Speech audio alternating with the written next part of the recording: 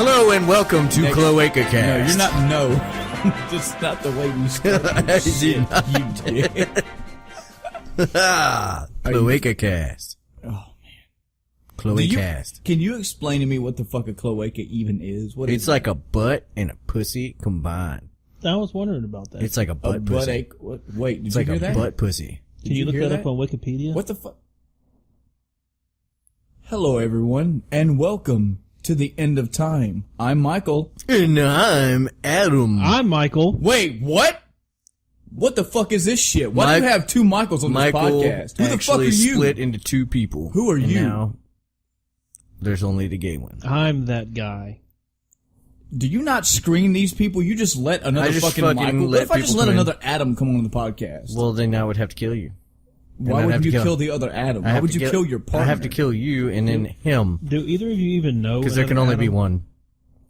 I do. I know two other Adams, yeah. You weren't my first, I'm sorry. Actually, the Adam that I know bitch. that is in Las Vegas might actually, he would probably actually contribute Damn. pretty well to the you should podcast. tell them about the podcast now that you're an official guest. Yeah. So this is a good friend of ours, work partner, old high school friend of mine as well, Michael. Thanks for coming on joining the podcast today. I guess if just kind of like we did with Greg, if you want to give a little bit of background, like what's your gaming life? Where'd it come from? What have you done in gaming life in general? What have you played? What are your interests, etc.? Go back to your deepest. When did you first start playing video games? Yeah.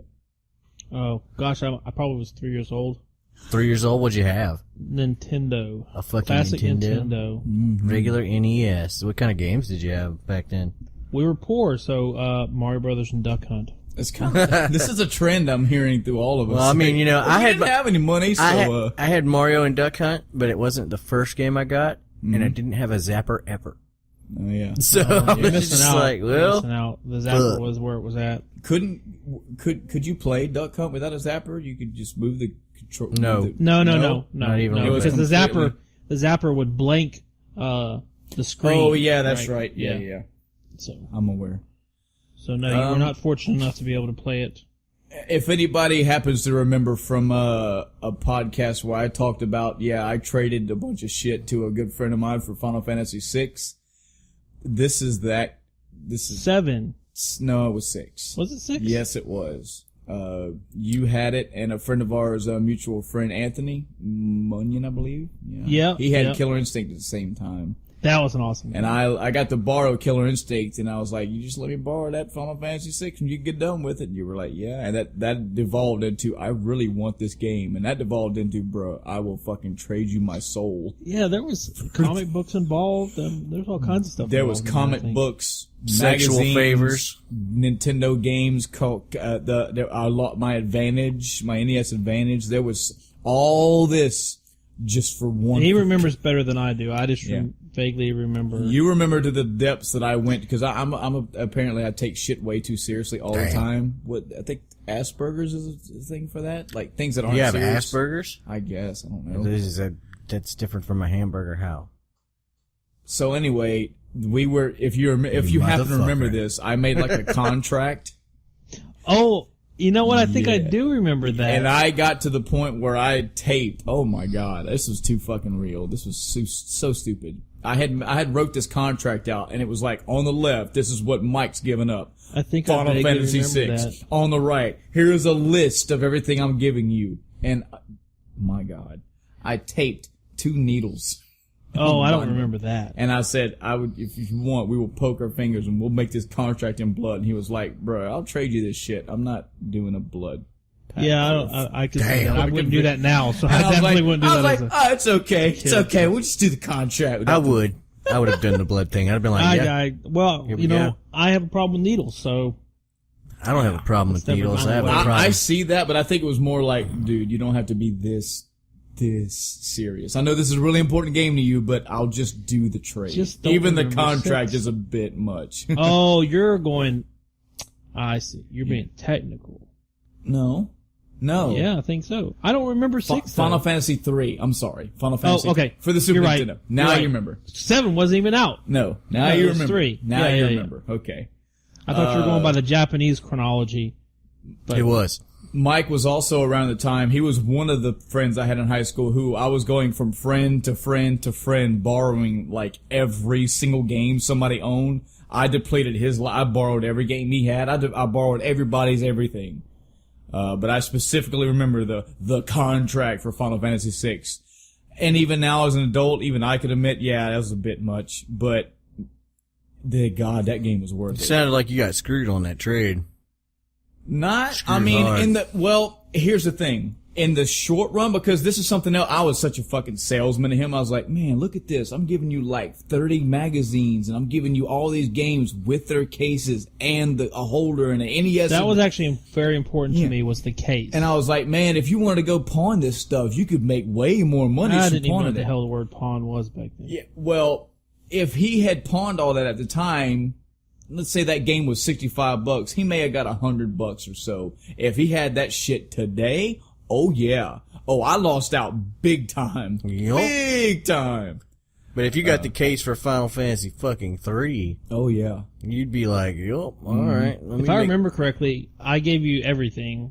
I think You 'cause gave I me the was book, real- the box. You also had a little player's guide. Yep. It was, yes. Yep. Mm-hmm. We should hug right I was gonna now. say because it was Gosh, a I kiss. had the cardboard box, Gosh, a the kiss holder, on the there, plastic right? piece that slid on the bottom, and Yep. the instruction book. I was complete. Yeah. Damn. And the player's guide he had wasn't like an official Prima guide or whatever. It was some off name because it was.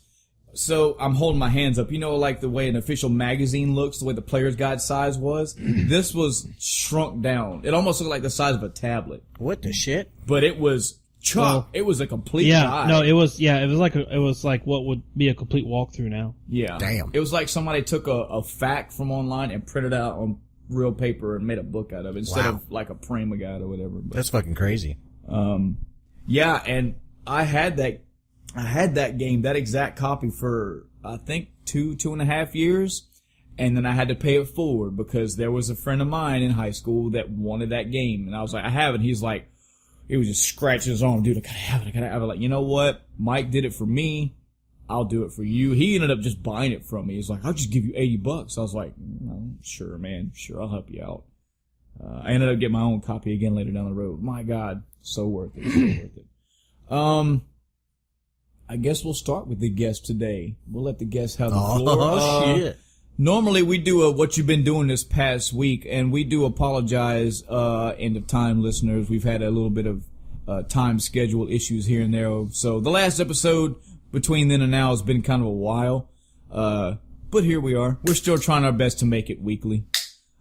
Saying all this is we usually go, hey, what you been doing this last week? For you, nobody knows you, so what have you been playing recently? What have you been watching? What have you been doing? Period. Well, the last week I've been Let's studying geek for out, finals, so I can't geek out on that yet. Okay, whoa, Yeah. whoa, whoa. We Whoa. don't talk about Whoa. school here. That kills. Whoa. Well, you wanted to know. Whoa. So Okay, differential I equations, calculus 3. That's all I'll say on that. You But fucking nerd. We don't care. What- Goddamn fucking nerds. probably the game I've been playing most Nerdcast. recently is Horizon New Dawn. oh, yeah.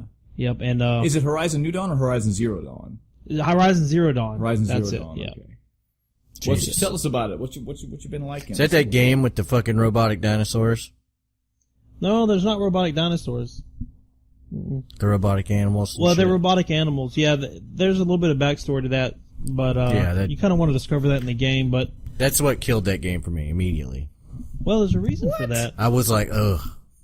Well, I don't want to they spoil look it for you but too you much. know- But let's just say somebody hit the reset button on Earth, and there's a program that created those robotic animals to help bring Earth back. That's kind of the short and long of it. Good I God. don't know how you couldn't even just look and see the way they looked and thought they looked, because they look Well, awesome. their names describe what they do. Mm-hmm. So you got the grazers, the striders. Striders are like horses. Uh-huh. Grazers graze. Mm-hmm. But they're basically machines that are there to help restore planet Earth to a habitable environment. Are they fully machine or are they like cyborg? Fully machine. Oh, okay. Fully machine. Yeah, the plot is basically, so somebody hit the reset button. Humans screwed up again, right? Shame on us. So as a last ditch effort, they created a program that once the Earth basically grenaded itself, this program will kick in and make it habitable again. That was the only solution. That was Zero Dawn. Was the solution to that problem.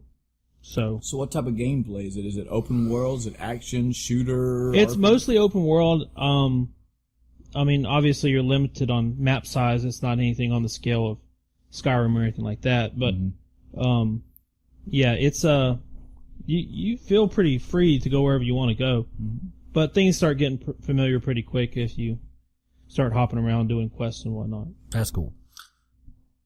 Yeah, I was looking at it and I just can't get over it. I can't get it. That's just like a hang up for me. As if I don't like the premise of a game, there's no way I'll ever get into it. Well, I'll admit it's just one of those things where I have only so much time for games. Yeah. And I look at a game and I go, that's not immediately appealing. Yeah. You know, and I don't like the concept of this. I'm gonna push that away and move on to something else. Yeah, but I appreciate that you like it, but I'm just like, ugh. But what is it that draws you away from it though? Find out somebody else here to challenge your bullshit. Core concept. And what is your perception of the core concept though? Person using medieval fucking weapons to attack robot dinosaurs. No, I wouldn't That's say not so. it? That's actually, not it? no. Interestingly, when you say medieval weapon, are you talking about the bow and arrow? Yeah. That's more like a primitive. Well, primitive now weapon. she does use a staff.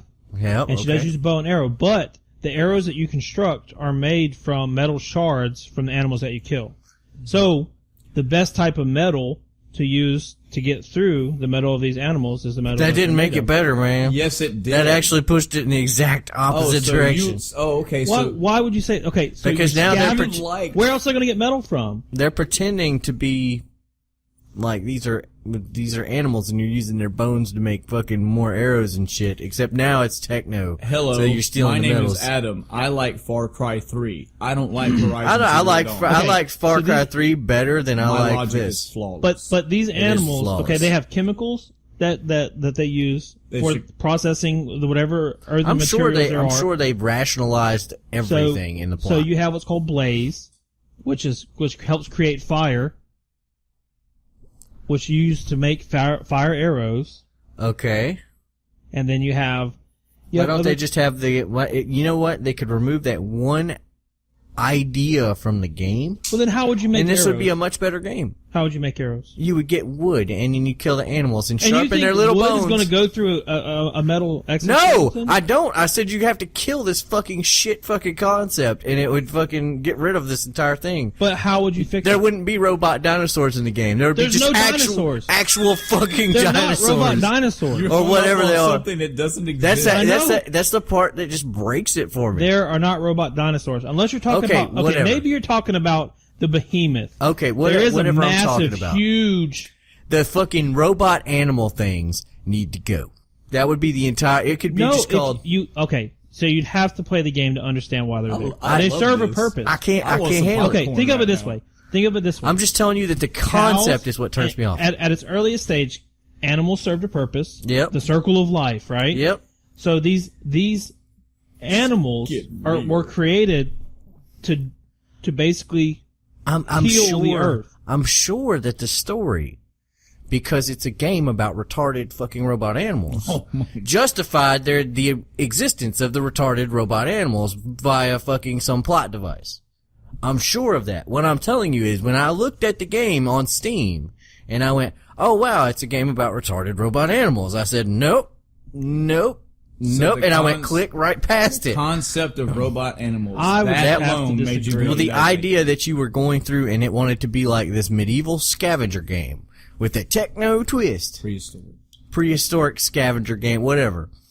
Okay. No, it would have been cooler. I wouldn't say prehistoric either. It would have been cooler if it had been a prehistoric game. So where you just went around fucking up things on horseback. In the early part of the game, you get a very Native American feel. Okay, well, I'll take that. Yeah. But as I said, there's regions that are in the game that you travel to, and each region has its own kind of people. Mm-hmm.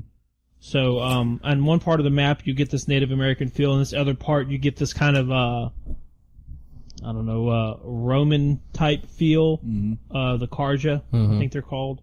So, I think that each area develops a little bit differently. I'm not speaking to the mechanics. I'm not speaking to the story. The mechanics are great. I'm not speaking to. You are speaking to the story. I am not.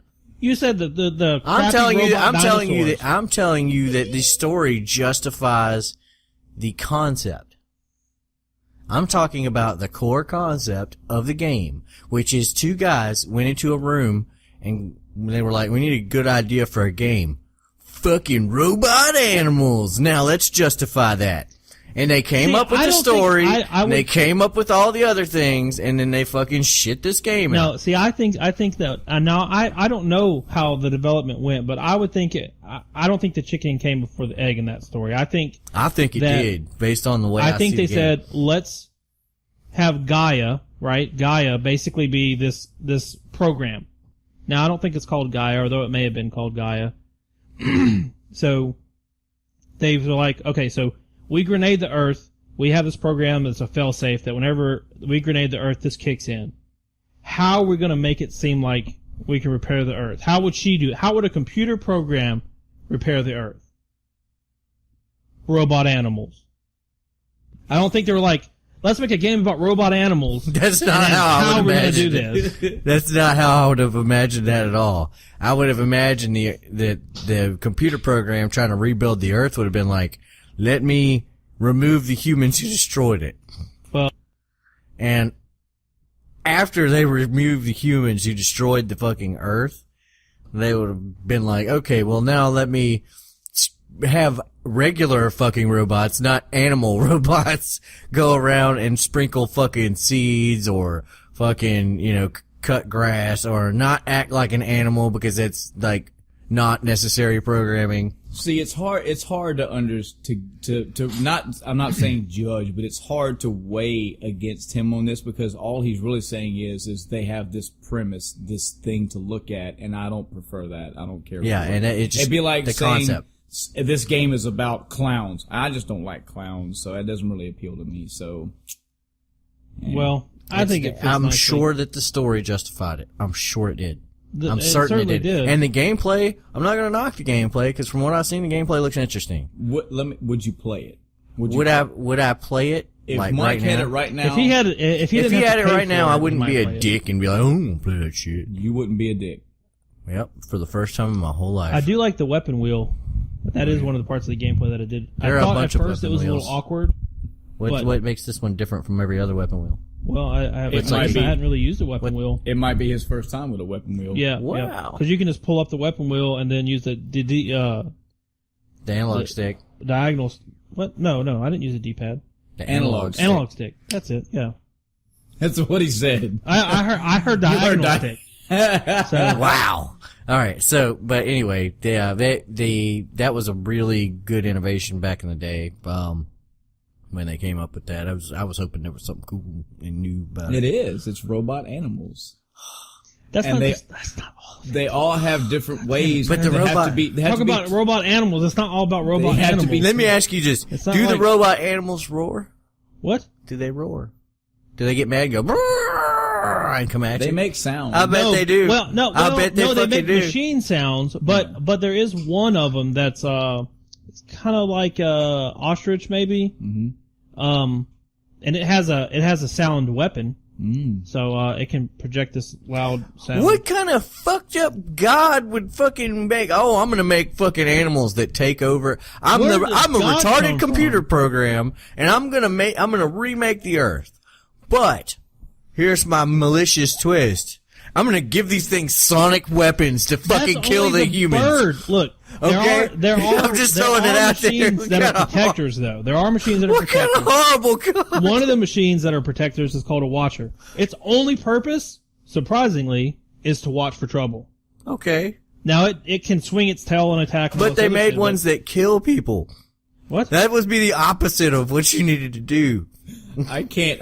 Well, sit by. originally- you well, have hang on some now. arbitrary hate for this game. I'm not. It's not hate. It's just like But I can't get over the originally, though, concept. The machines weren't supposed to kill people. That wasn't. So their the design. machines evolved to hate people No, and kill there them. was.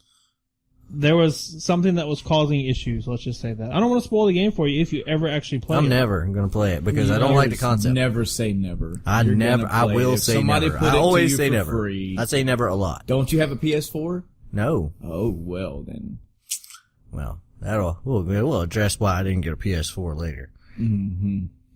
Somebody could always gift it to you on Steam. Yeah, they could gift me a PS4 on Steam. That would be great. The game, not a PS4. They gift me a PS4 on Steam and I use it to just have some arbitrary hate for it. You sound like a warbling, like, I just don't think it's bad. He just thinks it's a mechanical animal zoo. That's all. That's all I'm hearing from him is animals. I'm just telling you that ruined my suspension of fucking disbelief. It ruined my ability to get interested in the game because of robot animals. Adam, imagine this. Imagine you were in let me finish. Imagine you were in a Far Cry setting. Yeah. And out in the wild, there was something stalking you. Okay. And then you found it, and it was attacking you, and you had to figure out how to stop it, take it down, paralyze it, kill it, trap it, whatever. Okay. And all the things involved around that. That sounds pretty interesting. And that's a gameplay mechanic, but yes, that's There's fun. a stalker in. Would it matter if it was if you were in a Far Cry setting, you were in an alien planet and you were hunting down an alien? Like, no, that would actually be totally better. It's just, and it's against animals. It's not even animals.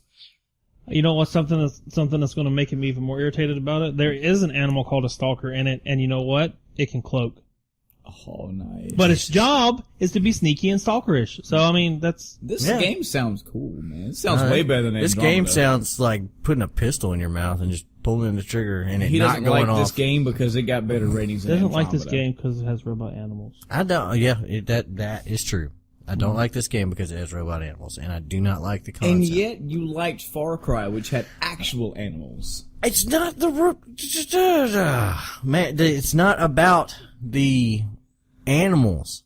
You're not getting that. It's not about the gameplay. It's not about the game mechanics, and it's not really about the story.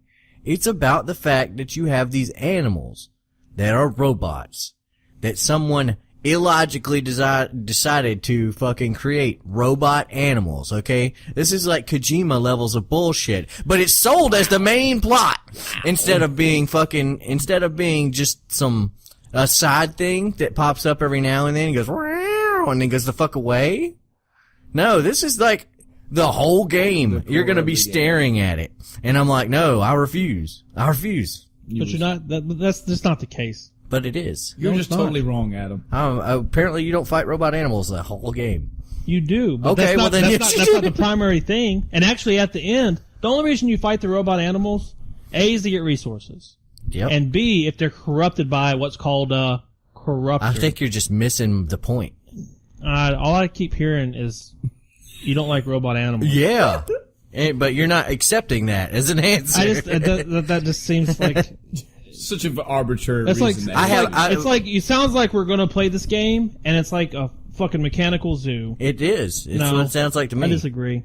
You go in there and you're like, what do you know, Mike? You only play the game. Tell me. I know 95% complete. Tell me what you do besides the robot animals.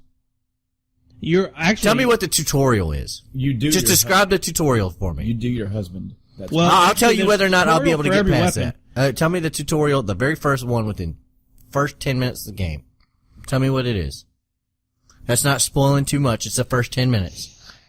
Tell me what you do in the first 10 minutes of the game. Well, you walk around. Okay. They teach you to walk, run, jump. Yep. And shoot a bow and arrow. But you're not shooting at that mechanical animal at first. They have these, well, this is going to sound bad, but they have these training dummies that are shaped like the mechanical animals. Oh, no. But you practice on that. Why don't they just take a dead mechanical animal? It's not like they rot like actual animal carcasses. Actually, they kind of can. But, because everybody uses them for resources. There's not going to be any carcasses laying around. They use it for armor. They use the metal plating for armor. They use it for weapons. They use it for homes. I mean, there's limited resources on this reborn Earth.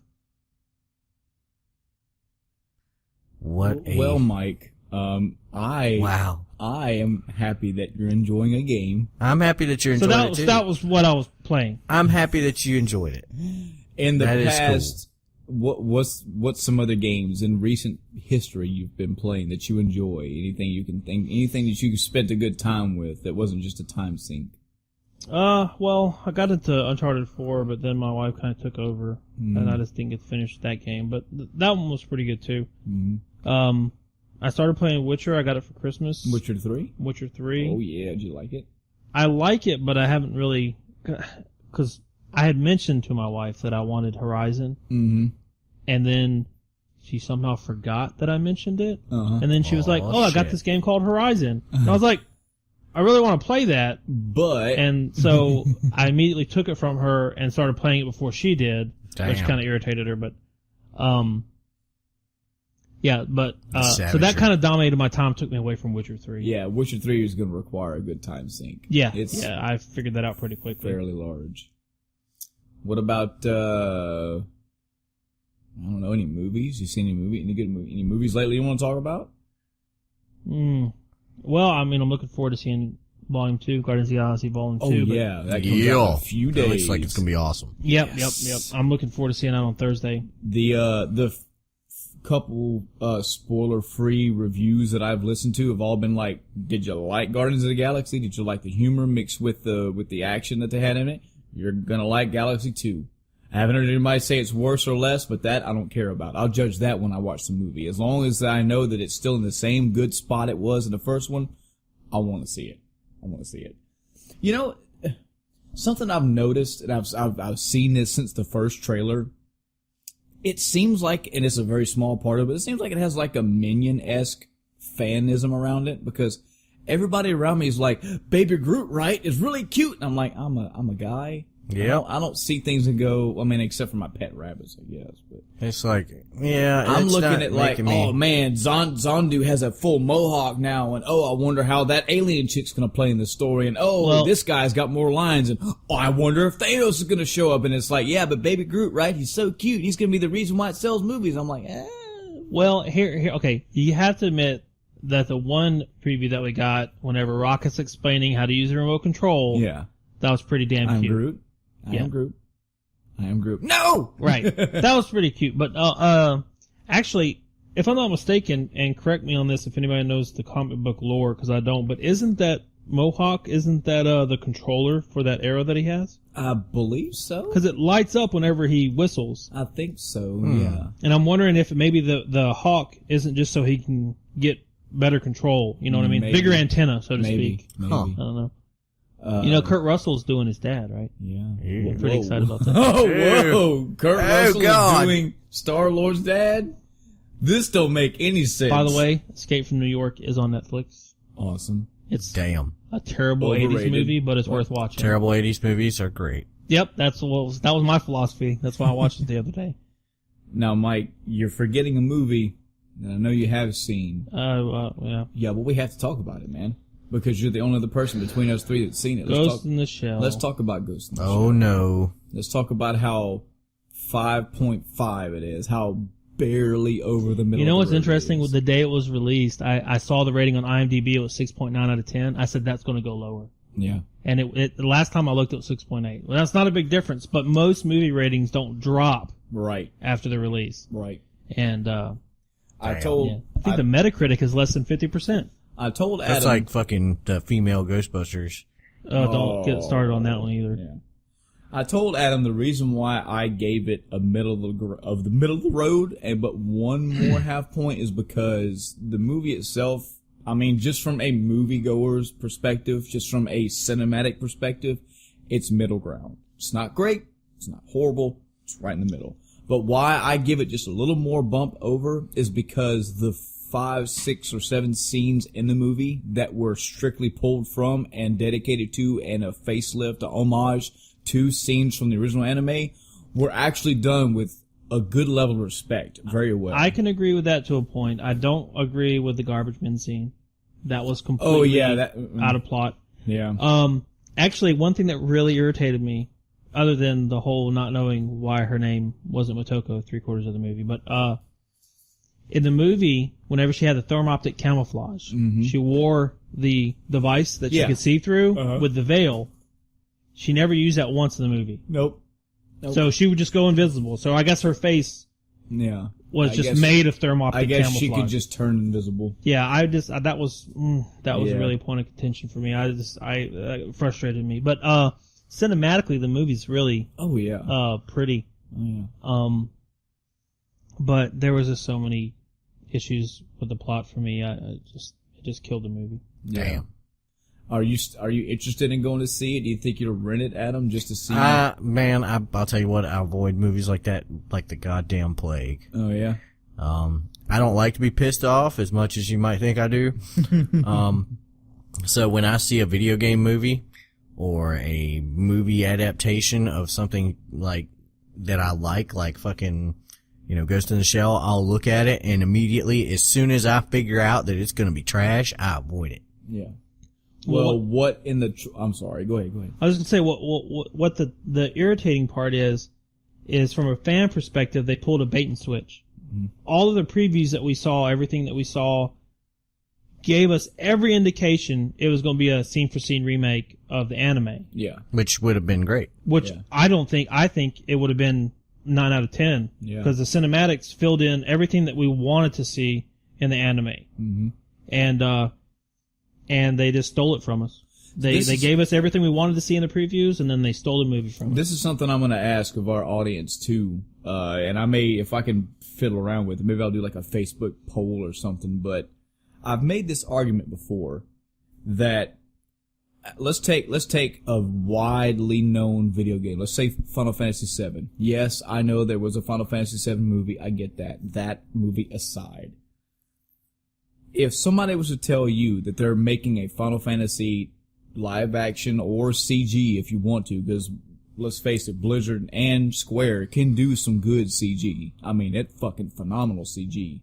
So even if it was CG, if they were to take Final Fantasy VII and make, with exceptions, for time and whatnot, if they had to cut out certain parts, I understand that, but if they made a scene for scene, story bit by bit remake of Final Fantasy VII into a movie, would you like to see that? Here's the thing. Now, hold on, because my argument in my own little mind, because I don't think about nobody else, is that, fuck yes, I would love to see a actual Final Fantasy VII movie. Who would they cast? Would the actors get it right? Would they get their parts right? Would the story translate well to theater? I believe it would, because it's a fucking story. The argument that somebody has made to me, it's been one of the only arguments that I've went, yeah, I can agree with that, is that, think about this. If somebody told you they were making a Final Fantasy VII movie front to back, exactly the same word for word, step by step, why the fuck would you watch it? You already know what's going to happen. It would be boring to you. To our argument was, well, I'm the type of gamer that if I like a game, I'll play a game multiple times. I'll play Final Fantasy VII multiple times. I'll play Final Fantasy VI. That wasn't even the argument I was going to make. Here's the thing, is say they did make a shot-for-shot fucking remake. A lot of people want that because you're going to have a lot of people that play the game multiple times and see even linear games want to see the ending multiple times. Mm-hmm. Want to re-experience things. Yeah. Okay. Cause I've beaten Xenogears I don't know how many times. You can't change anything in Xenogears. Yep. All the outcomes are exactly the same every time. But you enjoy it every time. But I enjoy going through the ride. Yeah. With that said, the limitations of movies. Okay, movies, like every other media, has its limitations, and the limitation of a movie is that it is a high budget, quick, one-shot experience. That it can't run for more than a couple of hours. Mm-hmm. Can you condense all of Final Fantasy VII's story down to a couple of hours and it not be complete shit? Well, no is the answer, because that is a fucking 30 to fucking 60 hour game. Okay? It would be a challenge. It is not a challenge. It is impossible. No, it's not. It is To a fucking movie, impossible. To a movie, I would grant you that. To a miniseries, you can fucking do it. I'm only using Final Fantasy because everybody and their fucking mama knows about that game. That's a legitimate type of gamer. Well, that's what I'm saying. So if you could take I would say if it's Final Fantasy 7, okay, make it into a series, a Netflix series or whatever. Well, yeah. Here's the thing: is that you take Saving Private Ryan. Mm-hmm. Okay, what do you remember about the characters? Oh, I remember about the characters? Yeah, okay. This has nothing to do with video games. Okay. What do you remember about Tom Hanks' character from Saving Private Ryan? He was a teacher. He was a teacher. He was the captain of all the guys. Yep. Kept his head on straight, narrow path. Okay. Stellar leader. Do you remember much about, like, his home life? How much you got a very good idea of what this guy was like from the 2 hours you saw him. Mm-hmm. Okay. Now, think of Band of Brothers. I never watched Band of Brothers. You never watched Band of Brothers? Band of Brothers. Yeah, Jesus, what the fuck? Anywho. I mean, I don't have and shit taste. Band in of Brothers, cinema, you do. You have really shit taste in I don't cinema. have shit apparently. taste in TV. I don't watch TV series, so. Here's the thing. You take Band of Brothers and I'm gonna you look get at... shot. Somebody's gonna fucking shoot me. Somebody is going Somebody to walk in find the you wall on and the go, street. "You that motherfucker! Yeah. Band of Brothers, So, right?" You take Band of Brothers, and Tom Hanks played a part. He produced Band of Brothers. You take that same scenario where you have a troop that you follow from before, fighting in World War II, and it kicking off through D-Day and on into the end of the war. And you get to see his development from a buck lieutenant that is basically like, okay, I'm gonna do my job, yes sir. No, so he's got a dick for a boss, and he's like, okay, I'm just gonna try to take care of my guys and shield them from as much bullshit as I possibly can. Mm-hmm. And you get to see him come up the ranks, become a combat leader, deal with all kinds of different emotional issues from his own friends and peers, other officers, to his subordinates, to how he treats his enemy officers and his own superiors. And then at the end of the fucking movie, or at the end of the miniseries, spoilers, he outranks the dick boss that he had at the very beginning. And he walks by and he goes, "Captain so-and-so." And he goes, "Oh, hey." And he keeps walking. He goes, "You salute the rank, not the man." Mm-hmm. Forces him to come back and salute him. Nice. That journey you see this character take is, you couldn't do that in a movie. Yeah. You couldn't. Yeah. It's an advantage that TV has. It's the reason Game of Thrones wouldn't make a good movie. Yeah, Okay. Again. Now what I'm trying to explain is the differences in the media. Yes. A book can do even more, because a book can give you inner monologues. Yeah. You can see what this person was thinking. Video games can go a step beyond that. Mm-hmm. And you can interact and change things. Mm-hmm. You can interject yourself into a situation. That's not something you can do with any other media. Yeah. When you try to convert one thing from one media to another media, something is lost and something is gained. Mm-hmm. Okay? For something like Ghost in the Shell, where you had a movie, an anime movie, being turned into another movie, that's completely doable without losing anything. Mm-hmm. Can be done. Yeah. Perfectly. Shot for shot remake. Yeah. Makes perfect sense. When you have something like a video game, like Final Fantasy VII, you're not going to turn that into a good movie. It's not doable. Well, here's what I think is the major limitation with the movies. And granted, time is always a constraint, but I think the major limitation is movie studios. I think they're the problem. I truly think that, because... Well, I mean, you have independent filmmakers. A perfect example. Square made their own damn movie. 2 of them. Square made a couple of their own damn movies, and they didn't turn out well. Well, I thought this was their material, their franchise, their studio, their timeline, their constraints, and they could not pull it off. Well, you know this why? Was their fuck up. Because the media fucked them. I don't know. It's a form of it's not the media as in like the news media, but the actual media of switching to a movie fucked them because they didn't understand it. And they didn't understand what they were doing. Let me ask you this. Have you actually seen Spirits Within? Yes. If that movie did not have Final Fantasy attached to it, how would you feel about it? I would feel exactly the same way I felt. I would just be less disappointed. I liked Spirits Within. I didn't think it was that good. But then again, I had no context for the movie. Like, I didn't know what association it had with any Final Fantasy game. The only thing it had very was loose. It was very loose. Well, I mean, Final Fantasies themselves have very loose ties to each other. Yeah. But you got to So think there about are whenever that running movie little came out, themes. too, though. Like there's a Sid in every fucking Final Fantasy. Isn't there a wedge in everyone too? Yep, there's a Vix and a Wedge and all that kind of stuff, but you never have the kind of situation where it's, well, you used to never have the, sequel, scenario where you had, you got to see returning characters or anything like that.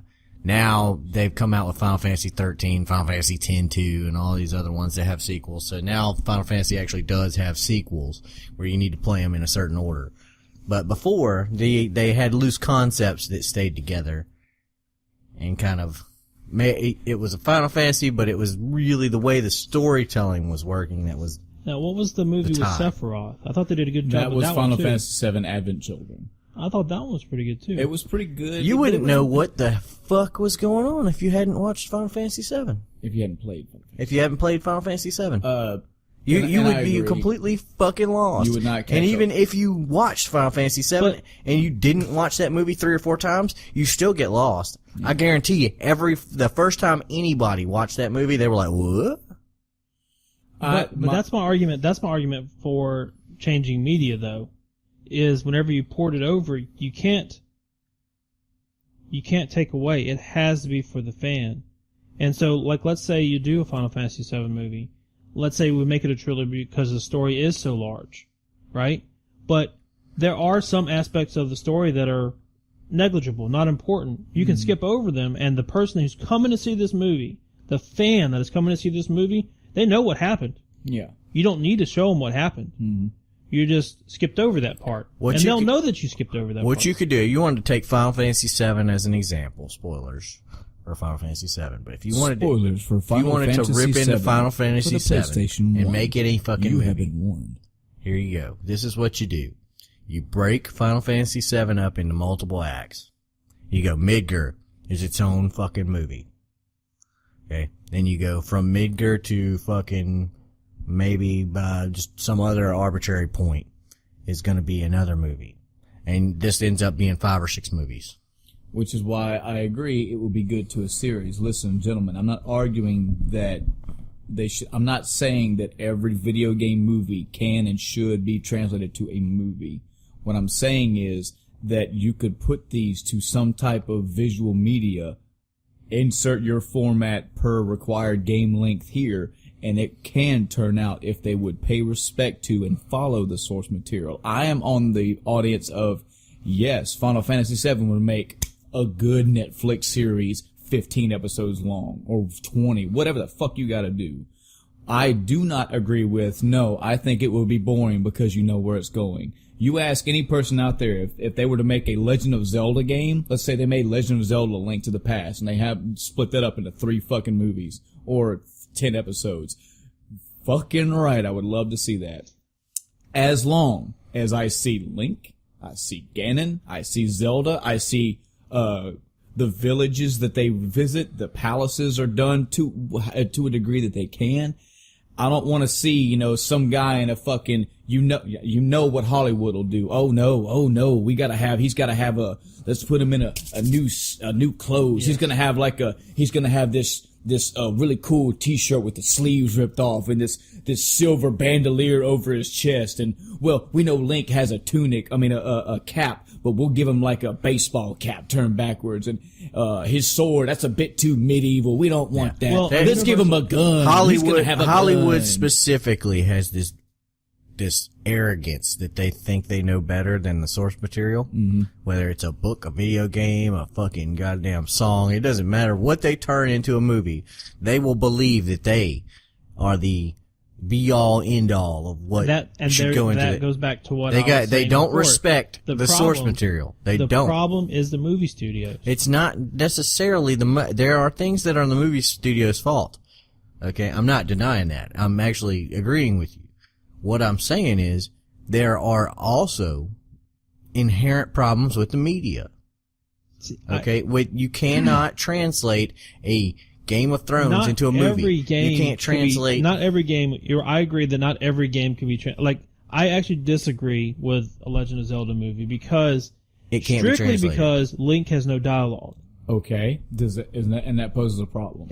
Potentially you got to look at. Okay, so us as an audience are going to see it. We understand that, but whenever you take away an aspect that other people heavily rely on. Silent protagonists don't really work well in Disagree. Because otherwise you're going to have to, through exposition or another character, which none exists, so then now they have to invent one. Disagree. And I challenge, I put a challenge to this because I don't know, Challenge accepted. I'm sure there's somebody out there, if anybody's a fan of like Cinema Sins or whatnot, if you're a cinema buff and you've watched more movies, I haven't watched every movie around, I just like to think that I've watched a lot. There is a movie, one example, called There Will Be Blood.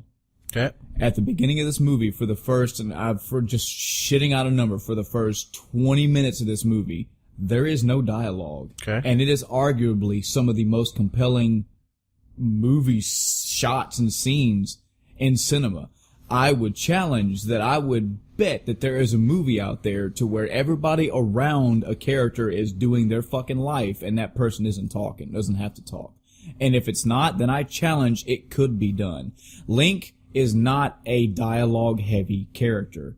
And I'm sorry, Adam, Chrono is not a dialogue-heavy character. Make a terrible movie. Everybody around them feels the life for him. Here's the difference. If Chrono had 20 Link people is going around out him, there and whacking things with a sword, Link then I doesn't. don't care about what his inner thoughts are Yeah, but about how is life. he going to be interacting with people in the villages that he visits? Maybe he just talks to him. How does he interact with them in the game Well, itself? now he talks. But then you're creating that. This has been the biggest argument about that kind of movie is what would Link's voice sound like? You don't have to have a voice. Then how would he interact? How does he talk? So you're saying create the villages. He walks up to a villager and he goes, and he holds out his fucking mushroom or whatever the fuck he found, and they're like, what do you fucking want? So let's get meta then. How does Link talk to characters in the games he's in? No, he doesn't do anything. He walks up to them and just blinks at them, and they start talking. Oh, I thought it was usually the A button. That's how I talk. to them. If I'm maybe how about Metroid then? Since the difference between Link and Samus is that Link actually But didn't they give Samus a voice? Hold on, please no. God no. The difference between Link and Samus is that Link actually interacts with people to get a job done. He has some of that typical RPG trope where I need to know where to go, talk to everybody around me, somebody will give me a hint. Samus, to the large part, doesn't talk to anybody. All she does is go around the planets and kick fucking ass. I would like to see that in a movie. Do I need to see her talk or hear her talk? No. I want to see her do what she does best. You can do kick ass. You can and do there certain are set things. pieces all over the place that can have her being like going into an area, getting enemies down, and then a bigger fucking enemy comes after her, and she has to oh shit out the way, and then she gets that one done, and she looks at her meter and says, oh shit, I need to go here, and she travels there, and then fights another. It can be done, and it can have zero dialogue. I know a director out there could do it. It would be up to the challenge, but they won't do it because they'll go, okay, thank you for giving me the liberty. Thank you for giving me the rights to Metroid. Here's what we're going to change. They won't do it. Her suit needs to be a little less metal. It needs to be purple. We need to have her helmet off. I'm not going to make her tall, but So she's wearing the Zero suit. Maybe she needs to have a sword. The enemies, yeah, we don't do Mother Brain. That's very 80s. That's the problem. We're going to have her titties showing. Yeah, there has to be some arbarbitrary scene where she's been through four battles and she comes up to a waterfall. Let me and tell she has you to wash who her I hair think and sets her the boobs standard for female characters, and I think it was Emily Blunt in Edge of Tomorrow. I think if there was going to be a Samus character, you better believe she would probably very much parallel her character and as stellar in Edge of Tomorrow. And as stellar as an actress she is, I think it would be best if she didn't have. I would take it as a fucking challenge for cinema to not only make a good Metroid movie, but hey, no offense, no sexism, but hey, shut her fucking mouth. Have her do what she does best. I just think it's go around. hard. let me put it to you this way. Different set It would be pieces hard and to different sell that scenarios idea. it would be hard to sell it. To sell that idea. But if it was done right, you know damn well you would walk away from that going, you wouldn't walk away going, oh man, she didn't talk. You'd be like, do you remember that fucking part where she was going in that cave and there was the fucking thing and you couldn't see and oh man, her fucking blaster was charging up and she was using that light to find it. Oh, you wouldn't be like, yeah, but she didn't really talk. Who the fuck is she going to talk to? There is a certain style of movie that would work for things like that, but it's not going to carry over well because even in Metroid, a lot of the information is given out through exposition, man. And that's a cardinal sin in movies. You show, you don't tell. We're tailoring this whole entire conversation now to no dialogue in movies. The whole original conversation was movies translate to X media, X visual media. Yes. I think it could be done. There are certain situations where it has been done for short periods of time. That I can agree with. They have things where, like in Saving Private Ryan, there's no goddamn dialogue for the entirety of the D-Day scene. Mm-hmm. They run around and you can hear people talking in the background, but they're not characters. They're not main characters until you get up to the beach. Yeah. There's scenes in The Predator where there's no fucking but that's dialogue. not It's the just same Arnold running thing. through the woods. And you can't do the whole movie that way. But whenever that happens, the movie and the story can carry itself. That's not the part that we're worried about. The part that we're worried about is everything in between. Okay, it's when Link goes to that goddamn village, and he's like, unless the village is full of dead people. Okay? Unless he's walking around Kakariko Village that has been burned to the ground, and he's just like PTSD walking through this fucking place. I will meet you middle ground and say give him minimum dialogue then. But then but now you're breaking something. That entire, and that's why I'm saying, because you have how Link sounds in your head, you have how Link sounds. Well, he sounds like like I said, that's been one of the biggest arguments about whether or not they'll ever, because we had that really cheesy 80s Link cartoon. Screw you, princess. Man. And it was like, his voice was just terrible. I'm already coming up with ideas how this could be done. You could go into a village. Link could be walking through a village with a fucking map open and walks by a guy and the guy's like eating an apple or whatever and he sees and he goes, I know that. He goes, hey, can I see that map? Are you looking for this? I know where this is. And Link just looks at him. He's like, let me show you where to go. And another scenario, he walks into another place after a weary battle and he sits down and he puts the Master Sword against the wall and he puts the Hylian shield on the ground and sits down and just,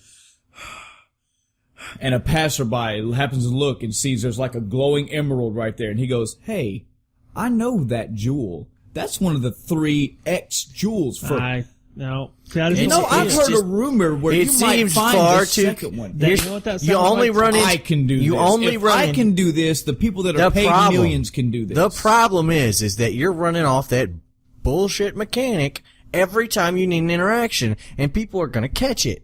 They're gonna be like, somebody just happens to be there to fucking explain the plot. And guess what? People around them are going, hey, you ever played these games? I don't even know what video games are. I just came here because my kids watching. That's the problem. That's Cinema Sins is going to be like, oh look, someone's here to fucking talk for him again. It's going to be Ding! Those people that you're talking about just now that are going to be the problem. Because they're going to murder this movie. Make it to where it's approachable. And okay. if you have a character you have Navi. limited you have a to Navi no dialogue, with them. Then the people that are coming along are going to be like, why isn't this guy talking? You can have a Navi character with him that does the exposition all the way around him. Well, why isn't he talking to her? That's worse. Maybe Link, because now before he was alone, he just didn't have a reason was talking to talk. To Link in Ocarina of Time. Yeah, he wasn't talking back. He goes, no, he didn't do anything. So obviously, she read Could you his. Imagine having somebody say, "Hey, listen." No, that's she just I'm not keeps doing talking it about the whole movie. Listen, I'm not talking about the crack stupid. In the wall. Hey, listen. I'm not talking about the stupid meme tropes of hey, listen. I'm talking about something or someone being there specifically in Zelda canon to be. I just think. That you have to have a character with a voice. Because your other option is they do pick a voice, and either you don't like the voice, or that voice doesn't match what you think, or neither one of those. It's just fucking flat out wrong. Or he just says the wrong thing. That's what I agree with. That's why I wholeheartedly believe there will never be Like that will never be a movie. It's a movie that's Guys, so this is only one series. it's so incredibly I know, hard. it's only one Well, you franchise. picked But one the that's problem, incredibly though, is- hard to fucking do. But and the it can be problem done. is- No, The And it problem I can be don't is, done. think though, it can there are so be. many games that are like that they'll never see the light of day in a theater because of that reason. There are so many people, like, gamers make up, now granted, it's a significantly larger portion than it used to be, but they make up still such a small portion of the population that movie studios are the problem. They want to cater to everyone. Everyone, yes. So if you're going to pitch a movie and say, look, this is a video game movie, it's a super popular video game, people are going to want to see it, but the character never talks. They're going to be like, you're crazy. There's no way we'll make that. Yeah, well, here's another thing. A lot of early Nintendo games are like this. You And guys they- haven't played Breath of the Wild either, so you can't. Yeah, because Link just talks all the fucking time. No, in Breath this of the shit Wild. happens in Breath of the Wild. There's 13 distinct scenes in the game that are plot driven, and they're anywhere from 2 to 6 minutes long.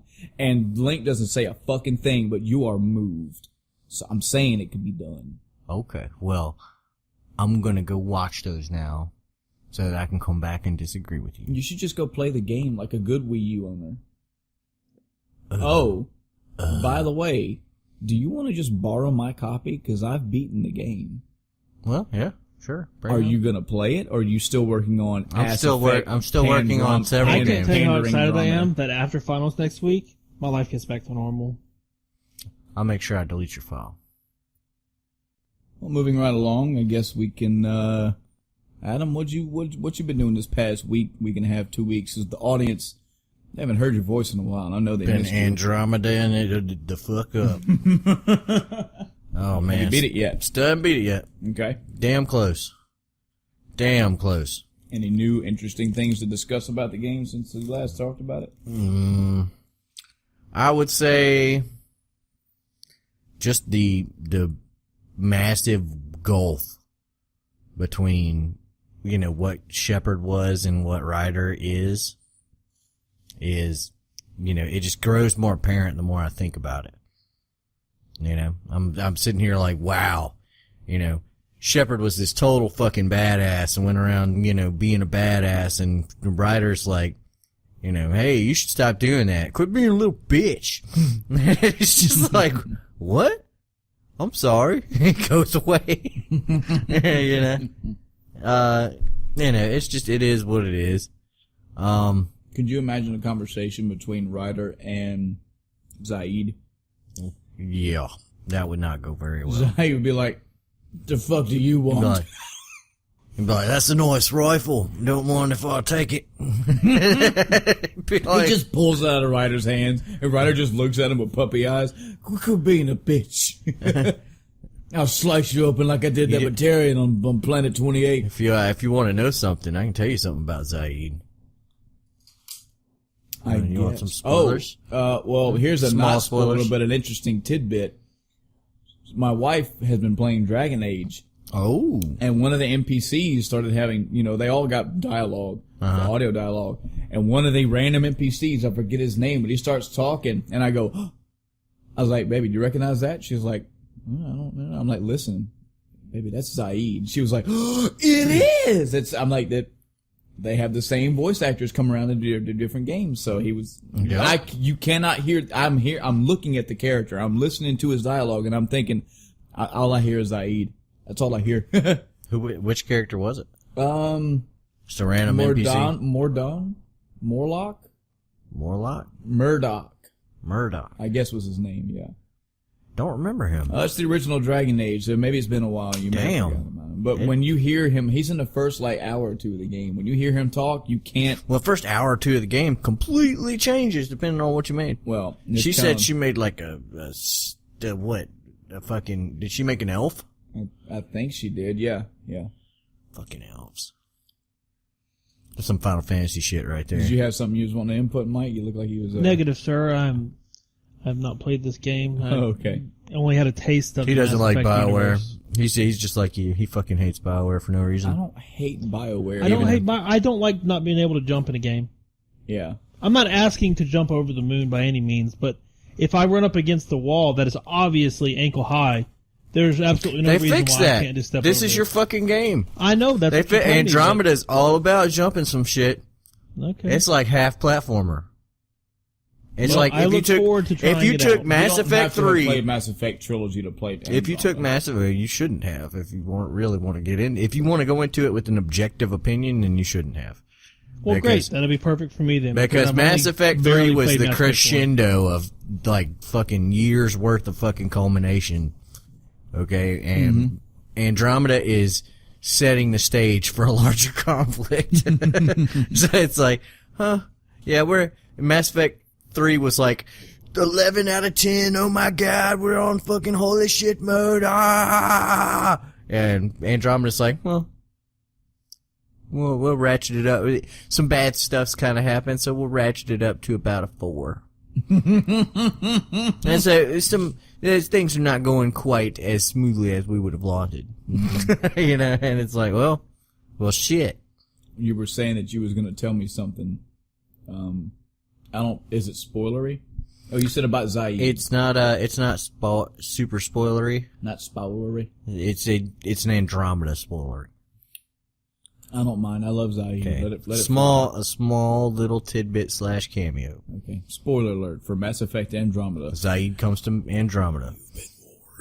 Zaid comes to Andromeda, and he steals your rifle. Wow. No. Oh. But you do meet his son. Oh. He never knew his dad. I have it in my head that Zaid has lots of children. Probably. And this is one of them. That motherfucker went from And planet to planet. This one is a ruthless Don't give a fucking fuck. mercenary. Blam. You're like, you roll up into a place and everybody's dead already. And you're like, well, shit. And he's like, yeah. Yeah, what up? And you're like, who are you? And he's like, I'm blah, blah, blah, Masani. And you're like, oh, really? And he's like, yeah. Never knew my dad. Huh. I feel like I need to tell that to everybody. Yeah. So I was like, okay, that's cute. So, yeah, you meet him. It's kind of a one-off thing. It's just there to be like, whoa, look, he's a total badass. Yeah. Daddy didn't take care of him. That's all you got for us this week. I just played Andromeda. I haven't beat it. Nothing to talk about. Well, I'm kind of Bored? dragging Did my I just feet. hear you say bored? You did not hear me say bored. I'm kind of bored with I've Andromeda. been kind of dragging my feet with Andromeda. Why? You don't want it to end? Is it that disease? It's not I don't want it to end kind of thing. It's I'm in the part of the game where you're going through and you're like checking all the boxes. Right. And that's, to me, it doesn't matter if it's The Witcher 3 or it's fucking goddamn Mass Effect 1. When you get to that point in the game, I'm like, Yeah, so I go through and I'm doing that right now and just being like, okay, well, I guess I will, knock this out one little bit at a time. And so I'm like, okay, go here, check the box, go here, check the box. All right, I'm done for the day. You know, and now is the point where I can fire it up with an hour left and be like, I'm going to check this off. Yeah. You know, but I will tell you that there's not enough story, I don't think, in this game. Yeah. I think that they kind of went a little bit overboard with the exploration and the exposition. Like, I've learned way too much about these fucking Angara. Like, and the Angara really aren't that interesting of a people to me.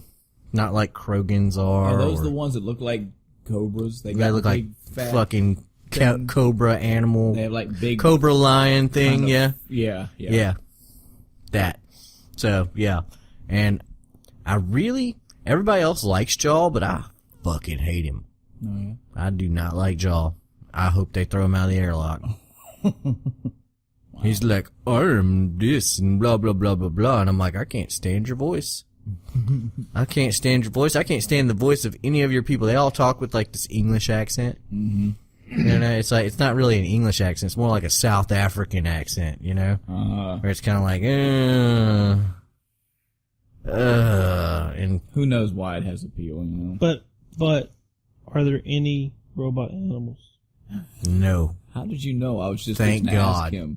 What do you think a better I game don't know. is right now? Andromeda or Horizon Zero Dawn. Well, considering the can't fact ask that I anybody would who played never, Horizon. ever play that based on the concept, I will say that Andromeda is a far better game. Wow. Andromeda is fun to you. Zero Dawn is over there in a corner, like, huddle crying. If I could go back, if I was God Emperor and I had like the Infinity Gauntlet, I would erase that game from existence and I would kill the person who thought of it. Wow. Hasn't even played it. I'm this, dragging my feet because I don't want the game to I have end. heard this man off record say that Chrono Cross was actually a decent game. But he would wipe a Horizon Zero Dawn from existence. Correct. Wow. I don't know what your compass just started spinning. There is a Compass game, was kind of one way, and it just started spinning. I don't know where your compass is anymore. there is one game I'd wipe off the face of the earth if I could. Fester's Quest. Damn. Thank you for being on What my a side. dick. Another I hate guy. that. Why do you hate? Sees What do you the hate? bullshit? What only exactly do you plays hate it. about that game? Oh, okay. Well, I can get three-quarters of the way through the game, die once, and start at the beginning again. Good job. That's Welcome to fucking terrible. Nintendo. You ain't had hard till whatever. you There's had plenty- Nintendo hard. Faxanadu is a perfect example of a game that created a way to save. You would get your mantra or whatever, which was some configuration of letters and numbers, and you could type that in and load from where you left off. Fester's Quest doesn't care where you're at. And it's not like you had a life bar. You would just die and then start all over again. You could get hit a couple times, run away, hopefully not die, and then start all over again. If I want to That's play terrible. a good game like that, I'll just play Blaster Master, the actual good game. I will not lower myself to playing Fester's Quest. Although it was Well. cool you could shoot bowling balls. See? There was a bowling ball gun And now, in the game. and now you've learned the secret. Get the bowling ball gun. Go around fucking shit up. Well, apparently that was Marty McFly's good weapon too, so. Yep. Unfortunately, he didn't have a gun. He just used the bowling balls. I thought Marty McFly could pick up a bowling ball type weapon. Where He couldn't. threw He bowling would balls. die from running into a pane of glass Yeah, he would. or But tripping on a sidewalk. Wouldn't you? If you ran into a pane of glass in real life, would it shatter and you get cuts everywhere and you just get lacerated? This isn't Not Final necessarily. Destination. I've seen plenty of videos where guys just walk right into one. If you die in Final Destination, you die in real life. What? Yeah, that's pretty much the concept. Well, Any movies, any anime, anything anime? interesting happened in Any the last animes? Let me see. I and did the start audience watching. has been without I you. started watching a Netflix series called 13 Reasons Why. Subtitle: This bitch deserved to die. Okay, what is this? For one, you already know I'm not a TV or Netflix watcher. Okay, this is like so some what kind is of this? teen bop fucking soda Why pop are shit. you watching it then? Because it was recommended by a friend. Okay. And if you've ever seen like this cheesy like what do you call them, the little high school soap opera kind of fucking shows, stuff like that. Sure. Okay, it takes that, but it takes like a more serious tone. So if you took one of those and like put like a drop of darkness in it, you know, then you would get this show, and it's gotten some good reviews. I haven't. That would be Twilight, sir. No, sir. No, sir. This is serious. Oh, I'm sorry. This is not fucking goddamn Twilight's bastardization of fucking horror tropes. No. This is like everybody was having their typical high school bullshit and then a bitch killed herself. Oh, whoa. That's Yeah. not a spoiler, is it? No. That's what the whole thing This is the whole premise of the show. spoiler. the It's whole actually, show's about some girl the who- actual title is 13 Reasons Why. I just like to say this bitch needed to die. Oh, okay. Because she is like, the whole concept is this bitch killed herself. Okay. Okay. And everybody was all sad and shit, and then people got tapes in the mail. Okay, and it's a little cassette tape. So you listen to the cassette tapes, and the bitch made these cassette tapes before she killed herself.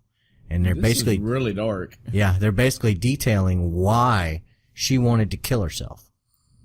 I don't like this. And she goes and tells the story, and you listen. Every episode is another side of a tape. A side of a tape. Okay. These are double-sided. There's 13 tapes, and they're double-sided. Gotcha. Who even has a cassette tape? Yeah, and they address that because the guy's like, I don't know how to play this. He's like, so he has to go steal a Walkman. Yeah. And, so he gets himself a Walkman and he fucking starts listening to it, and the show is constantly flashing back and forth between, he's listening to the tapes as he, walks around. He's listening, like she left a map with little dots where to go while you're listening to each tape. Mm-hmm.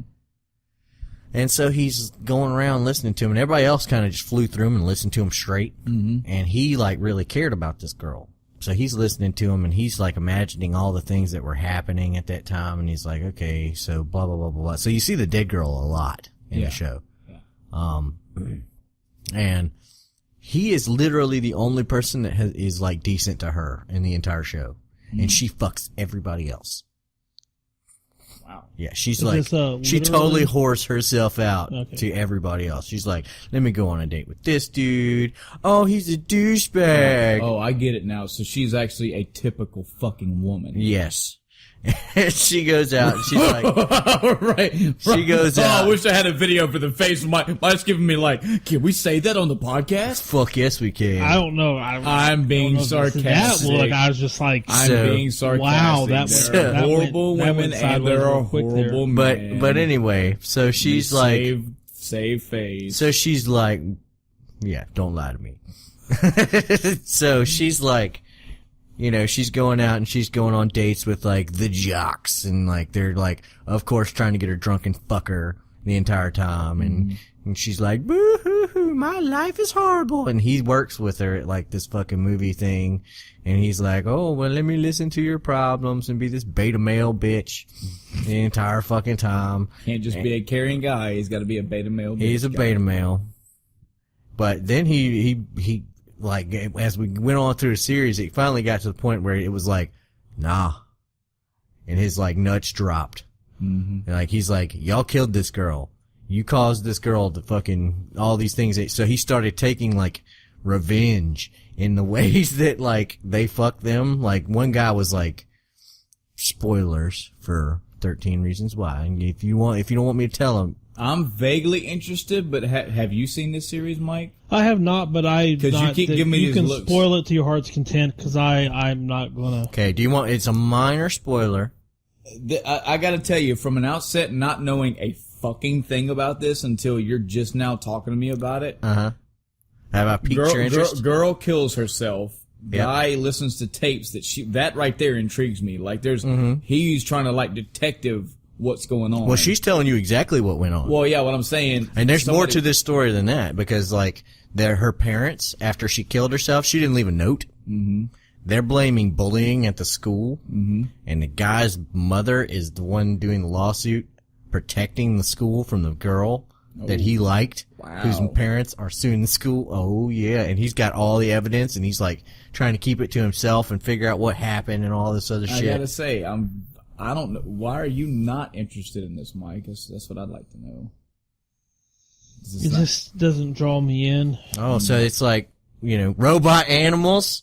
Yeah, that would draw me in. Because, see, initially... If the show had robot animals, it was 13 robot animals. I actually had an emotional detachment from this when I was like, I don't want to watch a thing about a girl that killed herself, and then here's reasons why I did it. But the more you're talking, I'm like, wait a minute, there's more to it than this. Yeah. So I kind of actually do. I've heard from good, and I have it on, like, I told you about our mutual friend that recommended this to me. Mm-hmm. I have it on good authority that the last 2 episodes are like, take your heart out of your chest and, like, throw it in the goddamn garbage disposal. Okay, I'm in. Okay. Yeah, don't spoil it. You don't want me to spoil it? No. Okay. I'll wait and see it. Okay, eventually. But he eventually gets to the point where he's like, yeah, maybe you deserve to get fucked up. Damn. Like, people know that, she sent the copies of these tapes out to everybody that was in the tapes. If your name came up in the tapes somewhere, then she sent you a copy. Wow. And the other people just kind of flew through and listened to him real quick. Mm-hmm. He's actually taking his time because it's hard for him to listen to him. Mm-hmm. And it's emotionally draining to him to listen to him. Yeah. So he's like, they're all like, where's he at in the tapes? Has he heard what I did yet? Yeah. And this guy, he's like, I'll get to you.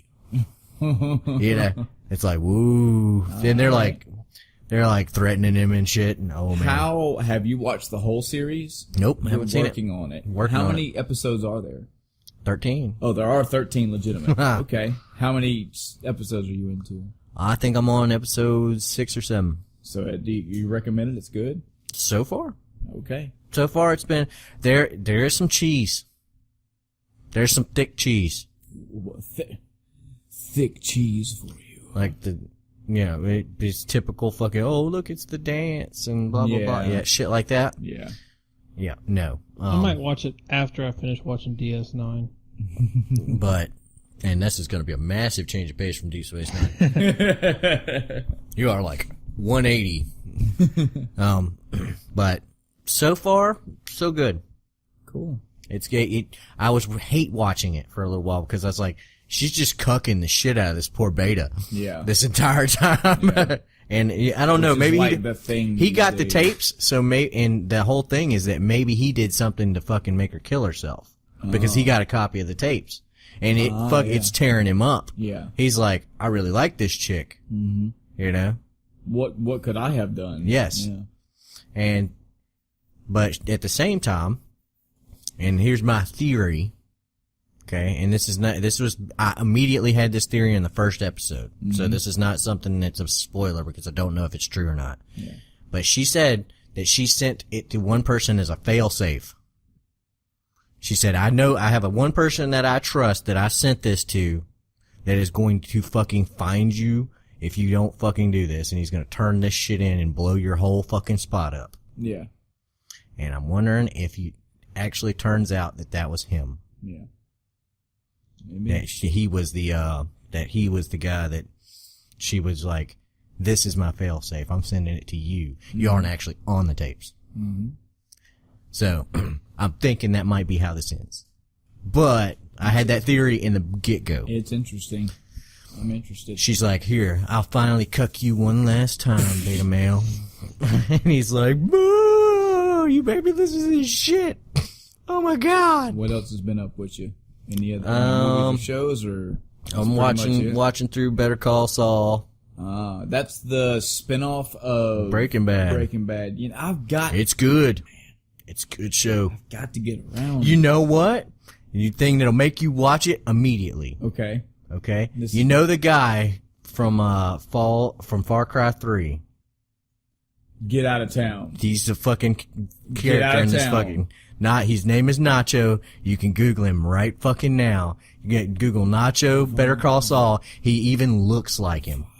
Oh God. Voss? Yeah. You telling me Voss is in, he's a prominent character. Oh, I can take more Voss. Oh yeah. He's all over this fucking show too. He obviously doesn't live to be to Breaking Bad. He either skips town or he dies in this series. He hasn't died yet, but he's not in Breaking Bad. So spoiler alert for Far Cry 3. I want to get into this real quick. Uh-oh. Have you played Far Cry 3, Mike? I have not. You care if we spoil it? Or are you gonna be a little bitch? No, go for it. Okay. Go for it. I don't know if I'll get to play it, so. My God. What an awesome antagonist. Mm-hmm. Every cutscene that guy was in, you hear people talk in the cinema of, he chewed the scene, as in he just fucking ate it up and he had your attention. That's what Voss was every time he was around. And then 2/3 of the way through the game, halfway through the game, he's dead. When I killed him, I was like, I couldn't have just beat Far Cry 3. That's a very short game if so. And then they had another guy. And then they had another guy. The other two guys, try as they might, they were no Voss. Nope. They even were crazy. close.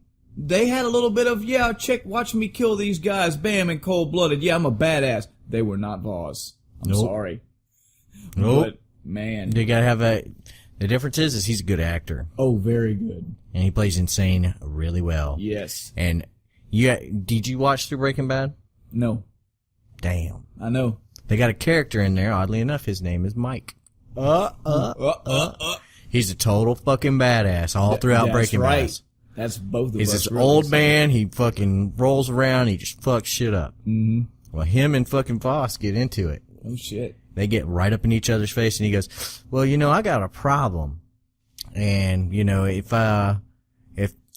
he goes, my problem is this idiot thinks that, after you fucked him, that he can go to the cops. And old boy looks back at him and goes, well, I don't see how that's my problem at all. And he goes, well, it wouldn't be your problem if I didn't know who you worked for. Because I'm pretty sure he's going to want to know about this little side venture of yours. So we're in kind of a quid pro quo situation here. Mm-hmm. And he goes, oh, really? Oh, really? And then, oh man, some shit goes down. Nice. Shit goes down between the two badasses.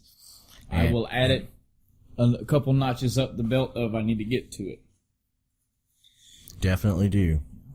Mike, just rolling back to you for a second. You said you've been watching DS9. That's Dark Souls 9? Yeah. Demon Souls 9. Demon Souls 9. Oh, Jesus. I have missed have I been in fucking hibernation? Did I miss 7 other games? Are you a Trekkie, Mike? I don't know if I classify myself as a Trekkie so much as I just enjoy watching. You just enjoy watching Star Trek. I finally finished Star Trek: The Next Generation, and everything I've seen, DS9's next in line. And since almost everything Star Trek related is available, at least the series related is available on Netflix, I might push through it and watch Voyager after DS9 and Enterprise after that. This is how disjointed I am from Star Trek universe. I didn't know until the little lunch we had today when you showed that video clip. I didn't even know that some of the characters from Next Generation are in Deep Space Nine. I thought Deep Space Nine was a completely, entirely different thing. Nope. Because I didn't know. They cross over and back. In Star Trek: Next Generation. They actually have, when they got, because they went to Deep Space Nine before they got done with Next Generation, Mm-hmm. they actually have a couple of them, I think it's First Contact, where Worf comes back, because he was a prominent fucking Next Generation character. Mm-hmm. They wanted him to be in the goddamn movie. Well, they needed a story reason for him to come back. Right. So his ship gets fucked up and he ends up in, she's like, oh, we had a patient in the med bay, just demands to be on the bridge. And he walks up there and he's like, oh, well, cool, you could be our weapons officer again. Mm-hmm. And so he rolls over there and he's like, you do remember how to work the phasers, right? Bitch. Yeah.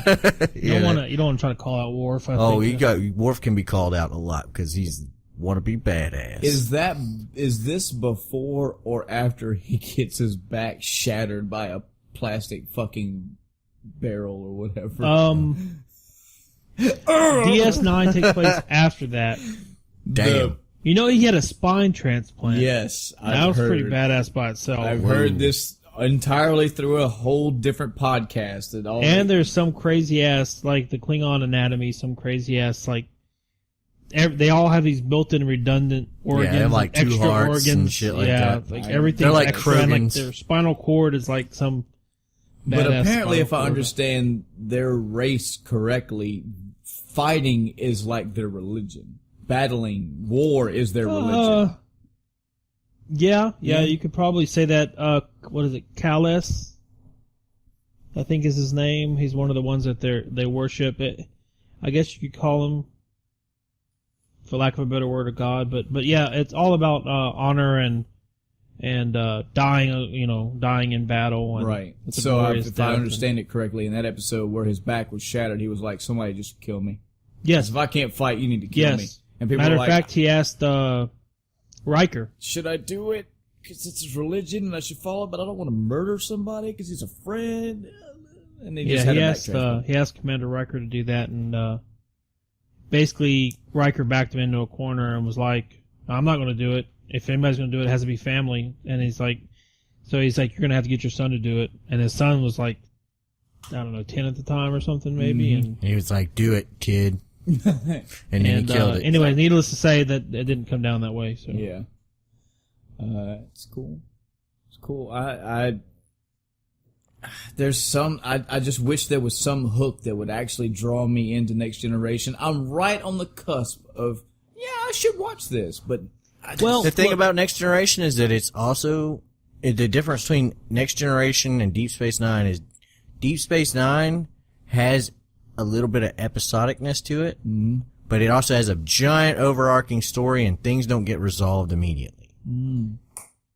And Next Generation, a lot of things are like, well, there's a neat tidy bow. Yeah. You know, like, oh, there are terrorists on this planet. Fuck the terrorists, and they kill them all. Or they convince the leader not to fight anymore. Well, whatever. I think the overarching story, though, that's always in the background, even if it's not incredibly apparent in an episode, is the Q continuum.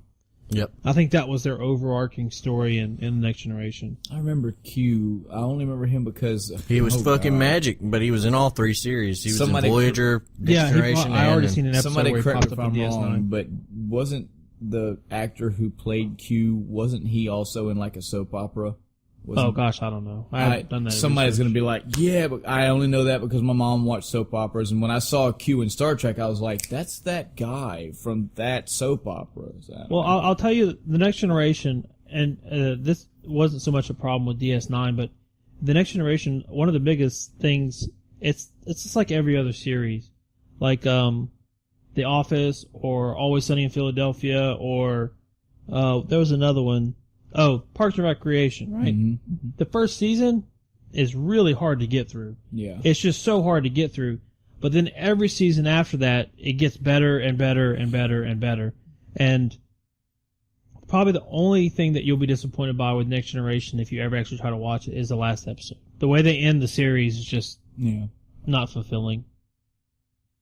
Damn. Well, I guess moving into my week then, if you're done, Adam. I am. Yes. Before I get into the game that I was playing, since Mike is here, I'd love to have this conversation because I believe all three of us have seen this. You want to talk about Logan for just a bit? I haven't seen it yet. I have not seen it yet. Mike, I haven't seen it yet. I refuse to believe this. I couldn't get my wife to go with me, and I don't like going by myself, so I just haven't seen it yet. You need to see this movie. It's good. Damn. You've seen it. No. What? Nope. Am I literally the only one of us three? You are the only one. I suppose you are, because I honestly haven't seen it yet. How completely fucking wrong I was. Then I guess we're not talking about Logan. You need to see it, Adam, and you need to see it, Mike. The end of the story. And matter of fact, I had somebody tell me, well, it might have been you that said that you were done with the X-Men series. And I said, well, let this one be the last one for you. It has not changed so far. This is so fucking good. It's nothing about the other X-Men periods. Nothing about those movies you're going to get in this one. You're going to get, wow. Now, Hugh Jackman said that was going to be his last role. Last time he's playing Wolverine, although he did apparently say that he would be back if somehow they ever managed to bring the X-Men universe in with the Marvel Cinematic Universe. Well, I also heard him say that that would be the last X-Men / Logan movie, but he would be in a Deadpool movie. I think him and Ryan... He'd be stupid not to. Ryan Reynolds... But he'd have to work out the contract and all that other bullshit. Yeah. I hate how movie studios... that's why it was a big deal whenever Spider-Man crossed that boundary. Yeah. Yeah. So I'm hoping that that'll play well, and then other studios will go, I mean, you can't say, look, let me borrow your character. I'm going to make you millions of dollars. Let me go ahead and piss on your Cheerios real quick. Oh, shit. Oh, yeah. Here we go. Do you remember the Ghostbusters movie, the new one with the chicks? What, the Ghostbusters movies with the chicks? Yep. Yeah, the Ghostbusters movies. You could have just said, do you remember the bad Ghostbusters movie? Okay, so there's a executive producer named Amy Pascal, and she was a big part of why this movie sucked such giant donkey balls. Well, the director was a shithead too. Yeah, well, she picked him. Yeah. And so moving on from there, guess who said that Spider-Man and Marvel may not always be together? Very recently. Who? I'm guessing her. Yeah. So she may be getting ready to break this thing off over at Sony. Who knows how many crossover movies you're gonna get with Spider-Man and fucking Captain America and all this shit. I thought Andrew Garfield was a good Spider-Man. I liked his 2 Spider-Man movies. I thought he showed the other side of Spider-Man, and the more of a less geeky, more asshole. Yeah. You know. Yeah, well, just more smart ass. You know, fucking like not the Toby. What was his name? Toby? Was it Toby Maguire? Tobey Maguire. I didn't like him as a It was Toby Keith, the country singer. He sang country music while he was slinging webs, right? Mm-hmm. He was like, Spider-Man. John Deere Green. Spider-Man. Alright, so yeah, we're not gonna talk about Logan. Cool, no problem, just y'all need to see it. Couple other movies that I did see recently, was Hacksaw Ridge. Have y'all seen this? Haven't seen it. Everything I've seen tells me it's probably a pretty good movie. It is a damn good movie. And it's based on a true story. Yes, it is. I will say no more. Yes, it is. Andrew Garfield plays a good part. I think he's a great actor. He's a good actor all the way around. And the movie, it's got the good story plots there. It's got something there for everybody. If you were if you like Band of Brothers, if you liked Saving Private Ryan, if you're into those type of movies and you were entertained by it, you'll like it. It was good. I also saw, I don't know if I wonder if you two even heard of this. I watched the Belko Experiment. You heard of this? I've heard of it. Never heard of it. So here's the it's plot. interesting. Here's the plot for this movie. It's a big building. It's like a government corporate building, whatever, and it just shows average everyday fucking blue collar workers going in, swiping their cars, sitting at their desk, doing their work, blah blah blah blah. Out of nowhere, 15, 20 minutes in, a big PA announcement comes over.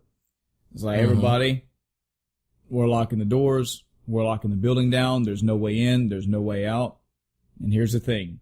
There are, and I'm making up the numbers, I don't remember the exact numbers, there are 125 people in this building as of right now. You have 2 hours to kill 30 people. If 30 people are not dead, we will execute 60 of you. Go. And I think I've seen the and it's people just turning on each other. And man, there are times in that movie where I see people at their worst and go, it's not that I don't like you. I despise you. This shit goes down in that movie. It's the typical, not a typical, but it's one of those, prisoner's dilemma type movies. It's just done with more people and it's a big fucking experiment. And oh man, it's good. If you like that, there's a movie. If I ever get rich, I'm gonna do that. Wow. So now we know now we know who to fucking go after. Thanks. You don't do this very well. You just want to go to jail. If I ever get rich, I'm totally gonna own an office building and then do that. And it's subtitled, but it's called Battle Royale. Okay. And anyway, so the premise is either they're selected or randomly selected students, high school and elementary, I guess, because I remember some of them being pretty young. Mm-hmm. They get selected to go to this island, and it's a battle royale. Everyone's after everyone, and there can only be one winner. Yeah. And so, but anyways, it sounds similar, like the plot line might be kind of similar. Mm-hmm. With the exception of I think they know what they're getting into, kind of thing. Yeah. But it's actually a really good movie too, and it's really cool to see who wins at the end. Yeah, that was it was a great fucking movie. Yeah, great fucking movie. I don't know if you ever seen it, but it's fucking awesome. The movie, you seen the movie he's talking Battle about? Royale is totally fucking awesome. They basically give they have all the kids in a room, like a classroom on this abandoned island, and they tell them like, y'all are gonna go out and kill each other. And you're gonna get this random fucking, amount of shit. And every bag contains an object. It could be really good. It could be a really good weapon. It could not be a really good weapon. You grab one of the fucking duffel bags off the table and you dip. Mm-hmm. Okay? And some people will open it up and they find an Uzi. Some people open it up and they find a rubber chicken. They're just like, oh wow, I got a pot. Mm-hmm. Yeah. And, so, and then they all like some factions form, shit like that. It's really good. It's a really That good sounds map. like my Yeah, you alley. get the groups that kind of stay together, and then but they're in the end there can be only one person, and Yeah. it's pretty good. There I'm can into be those only type of one. movies. And you, for the audience out there, ladies and gentlemen, if y'all have any movies like this to recommend, I'd love to watch them. But I'm all up into Prisoner Dilemma type movies. I also found a game that's very similar, because the idea was that there was this big island, but they wanted motherfuckers to kill each other. Mm-hmm. So what they did is they made a big map with zones, and they gave everybody a map inside their duffel bag. And they said, basically, if you're in, they kept making the map smaller and smaller. They were like, if you were in any of these zones, then your collar that we have on your neck will fucking explode. Mm-hmm. So you need to be out of that zone before X time. Mm-hmm. And they'd be like, you have 1 hour. And every hour, like, the horns across the island would sound and be like, ha ha. This is a video game? No. Oh, a movie. Well, I found a video game that's very similar. Well, this is a movie you're talking about? That in the movie Battle Royale. Oh, you're still talking about Battle Royale. Well, I'm Okay. talking about Battle Royale, but now I found a game that has a very similar concept. Mm-hmm. Except you're a guy and you get airdropped onto an island. You get to, the match starts and you're in a C-130 flying above the map. Mm-hmm. And you pick when you want to jump out. And you parachute down and then you scavenge weapons and stuff. And this is all Arma style combat. Yeah. With Arma style equipment. This is the game you recommended. me. Yes. Oh, good, because I wanted you to talk about this game. Yes. So- keep going. You have, and Arma is a very high-tech military simulator. Not for the faint of heart. Yeah. You can do all kinds of little maneuvers and stuff like that. Well, from what I saw, you can get a rifle, many different types of rifles. You can kit them out however you want to, based on what you find. You can get grenades, smoke grenades, and like, you have to move tactically. Mm-hmm. So if you're gonna you see like a house off in the distance, you're like, do I want to run over there and grab, should I just sprint over there, and burn up my energy trying to sprint over there? Should I try to take my time? should I But just- maybe the enemy's already sprinting there. And the entire time, the map is like, okay, artillery, we're going to close the area in a little bit more. Mm-hmm. And if you're in this area, you're going to get hit with artillery. And this is on PC. it starts with like a couple hundred people, and it whittles itself down to one. Wow. I like that. See, And now factions the game is interesting. and factions form and et ceteras, and like if you got a buddy that you go into the match with, you can be like, all right, let's jump out now. Yeah. And you jump out and, so it's got co-op too. well, no, because at the end, there at can the be end, there Well, could be only yeah, one. Yeah. So, wow. So this is a Steam game. yeah, it looks like it was on Steam right now. I forgot the exact name. I did shoot you the video of it. You did. It had a good 15, 20 minutes worth of gameplay on it. Yeah. But and maybe we should put that on the page so everybody can take a look at it. Yeah. But it's one of those games where, you might find a shotgun, you might find a pistol, you might find an assault rifle. Who knows? It just depends on how you do it, And let's see what the name of the game is. I'm trying to find it, but Messenger's being all It is scrolly. a giant I turdy. keep seeing it. Player Unknown's Battlegrounds. PlayerUnknown's Battlegrounds. Yeah. Looks like it's gonna be totally fucking cool. Yeah. I wouldn't know. I don't fucking have a cool. computer. Well, one day when you join the master race, Well, they Then you'll don't they be make able to- Steam boxes? Maybe I'll just get one of those. yeah, if you don't half-ass Get it, a PC, my friend. don't half-ass it. Yeah, well, Let's not go there. So- A moderately priced graphics card will get you 1080p. Like, Well, whoa. Save it for the topic, sir. Okay. Save it for the topic. I'll That show you're- you. moderately priced. That you're Moderately gonna get priced. fucking slammed in the dirt about. by the Because way, but that's just- you can pay for your 4K and your 1440p's and your just completely shits on consoles fucking, resolutions. Or you can just go for, I'm just gonna shit stomp the fucking console at 1080p and go for the cheap. You suck at graphics saving card. it for the topic. I sir. don't. Stop. There's a whole lot more. Saving it. There's a floodgate. No. I'm letting it spurt out.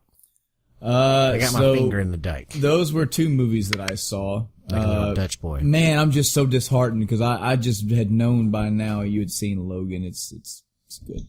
It's real tough to watch movies like I got that you. if I I understand. can't get somebody to go I'll with me. just if nobody else has told you by now, you're gonna enjoy it. It's not even a question. Believe it or not, I've heard a couple people that say it wasn't very good.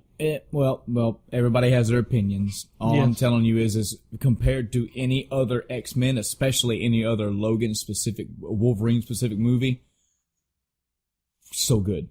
Well, I don't even count that first Wolverine movie. It was terrible. And this was preluded when we were talking earlier, but yeah, as far as gaming, of course, I've only been playing 1. I guess technically you could say I've played 2 now because I have finished. I'm big air quotation marks. I have finished Breath of the Wild. I put a post on my Facebook, 240 hours. So much about the journey and not a damn, I will say this. After I've beaten the game now, and without having taken a month or 2 distance away from it, the game for me sits at a solid 9.5. The ending dungeon, Hyrule Castle has several ways you can tackle it. I was doing 4 different ways, and then I left to go get some food or something. I came back in and stumbled upon a right the fuck up the middle, and I walked right into the boss room. I was like, oh, I'm fucking doing it now. Okay, here we go. The last boss fight was okay. Everything after that was fucking great. Story wrapped up really well, but again, after about probably hour 20 of Breath of the Wild, I stopped playing that game to progress. I stopped playing it to beat it. It was all about the journey. And my God, it's a good journey. It is fun. It's entertaining. There's so much stuff to do. The reasons why I keep it at a 9.5, spoilers for Breath of the Wild. This is a conversation you and I had off topic. But I got the Master Sword. And if you remember from the podcast where we talked about it, I said it would blow my mind and it would be such an awesome thing if you had to do all this work to get the Master Sword. If you had to go through this game with weapon durability, weapon break, weapon break, weapon break, weapon break, and whether you loved it or hated it, you had to do it. And if you got that Master Sword and the motherfucker was invulnerable and lasted forever, I wouldn't even care if it had max damage. Just, it never broke. That would have been an awesome stroke of genius because you had to work to get the Master Sword. And it has an energy meter and it loses energy and you gotta wait for it to recharge. So I thought that was a missed opportunity. The other missed opportunity was the way the dungeons and the boss battles were handled. They were fun, they were good, but they weren't Zelda to me. And I thought that was also a missed opportunity. Everything else in this game, 9.5. It ranks up number 3 in the Zelda games for me. So I've got Ocarina of Time, followed immediately, as in breakneck immediately, Link to the Past, and then Breath of the Wild. I can't say enough about it. I can't wait till the day that you finally played it and have at least gotten through a majority of it so we can have a good discussion about it. It'll probably be like episode 20 or 30. We'll actually have a Breath of the Wild discussion. Yeah. But, oh man. I kind of like you said with Andromeda, but maybe not with as much animosity. That's a bad word to use. But I also got to a point where, like, the last 40 or so hours, I just decided here's the big things I can do. I can fill up my entire compendium. I can do that. I could go find all the Koroks. Fuck that, not doing it because I'm not doing 900 different little things. I could go upgrade my armors. I decided to go upgrade all my armor. Didn't finish, and people out there that play this game know why I didn't finish doing all those, but there was a good chunk where I was just, what do I need? Here's the ingredients, go find them. What do I need? Here's the ingredients, go find them. But even then, with doing the checkbox shit, I was still having fun because I had to go find these enemies. I had to battle them. I had to collect these things. It's so good. I've been wrestling with whether I want to go back to this game from the start. I don't have to because there's still things in my save file that I need to go do, and maybe I will.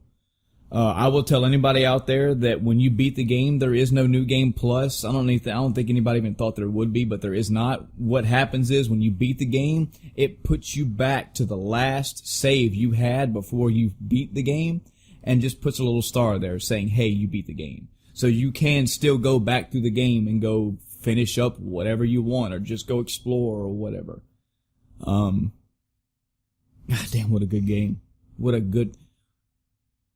I had to think in my head, and you two guys here can weigh in on this. Average game length these days, and I'm being generous, we'll say 20 to 30 hours, would you say? Yeah. Would you say like 15, 20, or 50? I would say I think 30 is I think 30 is a good solid. Between 30 hours for an average game and 90 for a good one. That's just to get, because I mean, you can sink a lot of time into Skyrim. You can sink a lot of time into Fallout. Yeah. Those games are going to be like, okay, here's your couple 100 hours. The reason why I say this is because I'm again, big quote marks, I've stopped playing Breath of the Wild for now, and I stopped at a 240 hour mark. That means that I got the equivalent of 8 fucking games worth of content in my eyes. Yep. That's 30 hours times 8. That's one game, and I purchased an entire console for that one game. If I bought a new game at, what's somebody math, 60 times 8. That's how much money I would have had to spend. I got a console and the game for $310. $480. Yeah. So I saved myself time and had a good fucking time. And again, I have another console now, which if I want, I can go. There are at least 4 or 5 other Wii U games I know I want to go play. So, well worth the purchase. I highly encourage anybody out there that doesn't have a Switch, if you want, and you can get one, buy one. Didn't you pick up some Wii games today? Huh? Didn't you pick up some Wii games today? I did. I have some Wii U games today. Which games did you get? Switch? I thought you had No. See, this is the dilemma. I was going to go buy a Switch and Breath of the Wild, but the Switches were out. And at the game store I went to, I was like, well, do you have any Wii U's? He goes, we got a couple of them refurbished. You pitch in $5, we'll give you a 3-year extended warranty on it. I said, sold, because you have Breath of the Wild sitting right there on the shelf. The thing is, there are friends of mine that have Wii U's and don't have this game yet. And that kills my heart, because this is a game that will well pay for itself. Well, whenever I finish, I've been interested ever since I saw the E3 footage last year. Yeah, I was interested in playing the game, so I'm going to get it. Yeah. But the big statement I've been telling everybody is that even if you don't, even if you I don't have a Switch, I don't have a Wii U. If you have the means to go get a console, it is a console seller, hands down. I just can't see buying the Switch. It doesn't interest me. Yeah. The portability and all, nothing about the Switch. I mean, that's fine, but it's still big. Even though it's been scaled down to be portable, it's still big huge. In your hands. It's fucking console. huge. We're making this podcast today in April of 2017.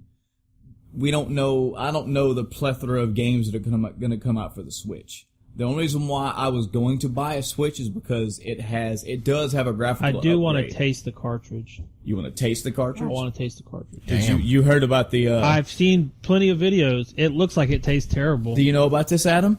No. So here's the thing about console games. They are coming out now with a type of sealer, a label, a sticker sort of. And it has a disgusting. I think it's made into the plastic. Yes, it's a horrible, rancid, puke-inducing taste. Have you seen the cartridge? Because that way, if you have a dog or a cat and they don't, or a kid, they don't chew the freaking label and the plastic have you seen to the pieces. Wii U cartridges? A dog will pick it up instead of chewing your case to pieces. It'll go, and it'll leave it alone. The Wii U cartridges are about the size of an SD You didn't know about memory this? card. I did not know this that. This is legit. Yeah. This is fucking scary as shit. Yeah. Well, have you seen the Switch cartridges? They're roughly the size of an SD card. Yeah. Right. So they're real easy for kids to get their hands on. And apparently they just taste like hammered ass. I haven't tasted them, but I've seen many videos, and and what's interesting is the response is immediate. Like it touches their tongue and their face has a grimace. So I'm actually very, very curious about how these taste. Why don't you just find somebody with the Switch and go lick their cartridges? And yeah, could you imagine asking that question? Hey, you got any games? I want to see what they taste like. You should just go over there and not say anything and just go. Should I look them in the eye whenever I do it, though? Just look them dead in the eye and just lick the cartridge. What you should do is you take one of their cartridges and you say, it looks like you got little, and you toss it in their mouth. Oh, yeah? Yeah. And then they vomit. And then while they're vomiting, you steal their system and their cartridges. I haven't seen anybody vomit yet. But. Damn it. The reaction is instantaneous. That's great. That's fucking awesome. And it's good on Nintendo to do that because it discourages, like I said, one of your kids puts them in their mouth, they're going to immediately spit it out. Yeah, it's one of those things where it's like, wow, I would have never thought to make that kind of a safety feature. Yeah. And there's one of the something that's come because of this is that if somebody buys you a Switch game, as a gift, if they gift you something, you'd have to lick it. It's like, here, you have this for free, but your payment is you got to lick this thing. And there's plenty of videos. That's interesting. I didn't know about that either. Yeah, plenty of videos of people like licking it and being like, oh, it just fucking tastes in my mouth for 10 minutes. Oh, but thank you for the game. Yeah, again, I am sorry, ladies and gentlemen. I know it's like, man, is this fucking guy ever gonna just rattle on for 2 hours about Breath of the Wild like he should be doing? I am respecting that Adam hasn't played it yet, and I've got another guest here as well. I've said it once, I'll say it again. If you have not played this game, do yourself a favor. Even if they say spoiler free, don't read or watch reviews. Don't watch long plays or let's plays or whatever, because this game is all about you being in that little tomb of resurrection for like 5 minutes, and then you get out into the world, and the world just says, hey, go wherever. We'll put a mark on the map for you to tell you this is the town you should go to, but spin the camera around, baby. You see that mountain over there? You can go there. You see that forest over there? You can go there. You see that volcano? You can go there. You can go any fucking where you want. You see that moon? You can't go onto the moon, Adam. You see that moon? You can go there. And you show me a game that does that, and I'll show you Star Citizen. Okay. And also, whenever you pan the camera around, you go, you know what? Okay, I'm not going to go to the point on the map. I'm going to go, that looks a little ways off. Let me go to that forest. That's going to take you 5 fucking hours to get to that forest, because you're going to find something to do and something else to do and something else to do and something. Your creative juices will come out in this game. You can see an enemy and you can whip your fucking sword out and go, I'm just going to run up and fight you, but I guarantee you there are 20 other ways to handle that situation. All I heard was you can whip your sword out and your creative juices start flowing. And just... Hey, there you go. That's how you do it. It's going to take you a long time, though. A long time, yes. And here's the thing. That's the best part. Is it takes a long time. It's already happening. Speedrunners are already speedrunning this game. Here's the kicker. If you haven't heard, the game itself has 4 main dungeons and then the last dungeon. Okay, that's the quote unquote meat of the game. The meat of the game is the exploration. The meat of the game is everything else. You have little bitty dungeons, little mini dungeons called shrines, and they could have 1 little puzzle in it. They could have 5 puzzles in it. They could have a boss battle. It's just little compact dungeons.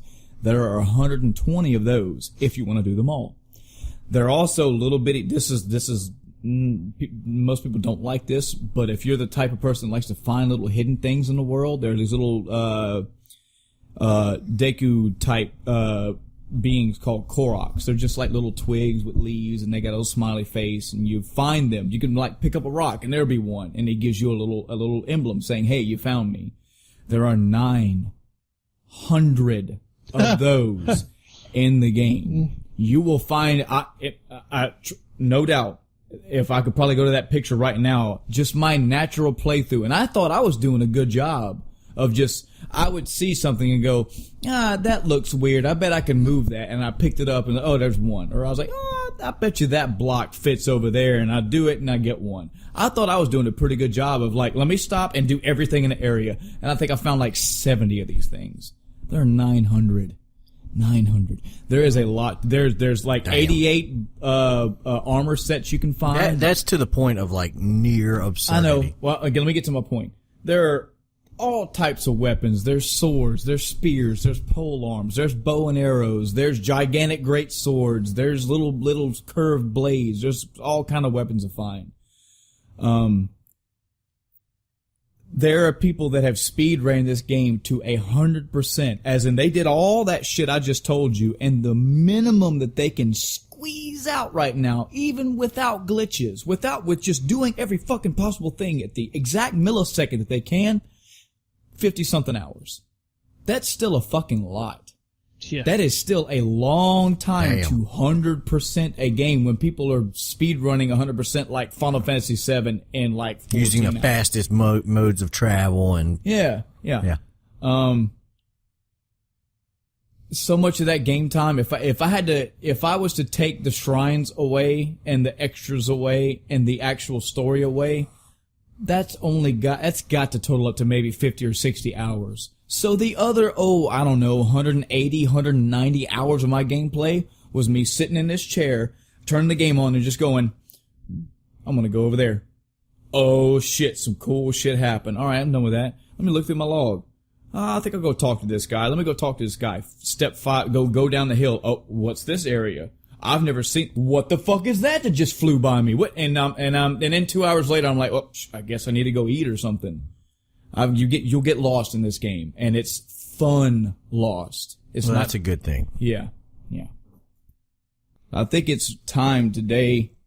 We spent a lot of good time talking with all three of us, especially Mike, getting some new perspective. But we got to get down to the. We got to get down to the Is battle. it that time now? You know, there have been some epic battles in gaming history. You know, we've seen Little Mac fight Mike Tyson. You know, we've seen Wolverine fight Apocalypse. That was actually something. You know, X-Men Apocalypse, I think was the game. Oh God. No, X-Men Mutant Apocalypse. Yeah. Today is a versus that's, man, even to this day, it's still controversial. Something that needs to be talked about, and we're going to talk. It shouldn't really be that controversial. It should be. It should not be. Today's topic is a battle, a debate, a discussion between PC versus consoles. Oh yeah, it's going down today. Now, the reason why this came up, this was actually an article that Adam read a while back and got me to read too, and it was a fairly extensive and well-read article. We could probably link it in, sometime on the page, but the opening for it, if I remember right, was, are consoles killing the video game market? And just before I even read the article, hearing that, before I read the article, that spurred the discussion. It was a long discussion, a long debate. I'm hoping we can do our best to recreate that today, because my argument is, no, consoles are not killing the video game market. If anything, they are strong. They are as strong as they've ever been. It's probably arguable that they're getting stronger. And no, I think consoles and PCs need to learn to live together. But if it comes down to it, consoles are, man, they're here. They're here to stay. I don't think and so. They're doing just fine. I don't think they're doing fine, and I don't think they're here to stay. All right. And here's my reason why. Okay. What is a console? A console. Define what a console is. A console. Here we go. We're getting into some nitpicks already. Oh yeah. A console is and has always been of some sort. Even if you go back to the first and second generations, they are some type of computer. They're built from some sort of computer. They have a board. They are a computer that is specifically designed to play games. Exactly. Okay. Well, let me ask you: is that what you did with your PS3? Is that what you did with your Xbox 360? That's what I do, yes. Is that what you do with your Xbox One and PS4? You're talking to the wrong audience if you're talking that, because I don't watch Netflix. And I know it's available. I know people right now are going, "Are you fucking crazy? Why wouldn't you?" But I don't watch Netflix on my 360. I don't watch videos and YouTube videos on my PS4. But I know the option is there. But no, my consoles that are here in my house right now are designed to, and I use them for playing video games. Since the PlayStation 1, we've been moving towards this zenith. PlayStation 1 had the ability to play CDs. Yeah. Music CDs. And there were certain games where you could load the game, pop in a music CD, and listen to that instead of the game's soundtrack. Right. Well, now we've moved a little bit closer and a little bit farther on. Now they've got everything from YouTube apps to, their own little online stores. They have the ability to play DVDs. You can watch Netflix. You can do thousands of other things that you couldn't do on your console before.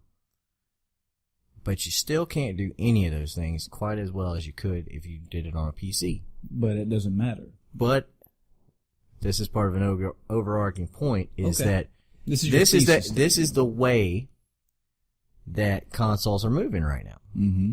They're moving towards, they're attacking up. They're trying to become more like a PC. Mm-hmm. Yeah. Okay. They're moving more into that realm. They're trying to take that multi-role functionality and throw it into your living room. Mm-hmm. Well, consoles have two things gunning for them. They have the PC, which has functionality and performance on fucking lock. Mm-hmm. Console will never be able to even keep up. Even with a new generation, see PS4 and Xbox One, they came out not too long ago. Mm-hmm. They're already behind. They were behind the day they launched. They were behind the PC market the day they launched. Okay? They will never catch up with tech. They will never catch up with functionality. To accomplish that, they would have to become PCs. Mm-hmm. Does that make sense? Yeah. Do you agree? Yes. Okay. So they will never be a word processor until they become a PC. They will never become a, they will never become a proprietary, machine made for that purpose.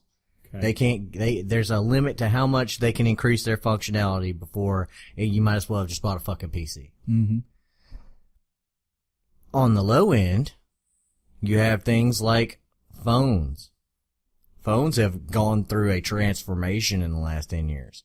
They went from, oh, look, I can play Snake and maybe like a shitty version of Tetris on my fucking phone, to, well, it's a multi-billion-dollar fucking industry playing Angry Birds and Flappy Birds and whatever. They even have full-scale Nintendo games you can download. Mm-hmm. They have Super Nintendo games you can download. They've got their own little fake D-pad that pops up on the screen. You can play little RPGs. You can play whatever on these phones. At the lower end of the spectrum, the more unique, the more, I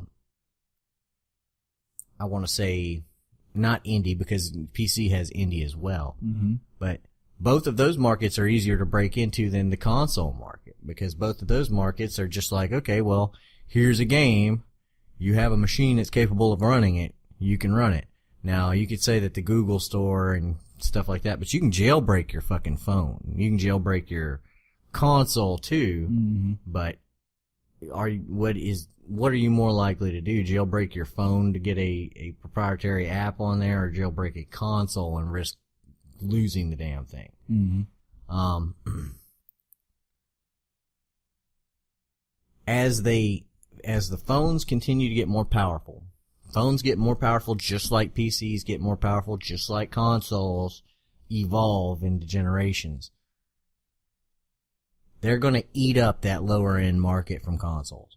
It's a matter of time. It might be 10 years, it might be 5 years, but eventually phones are going to hit that point where they're just like, okay, bring it on.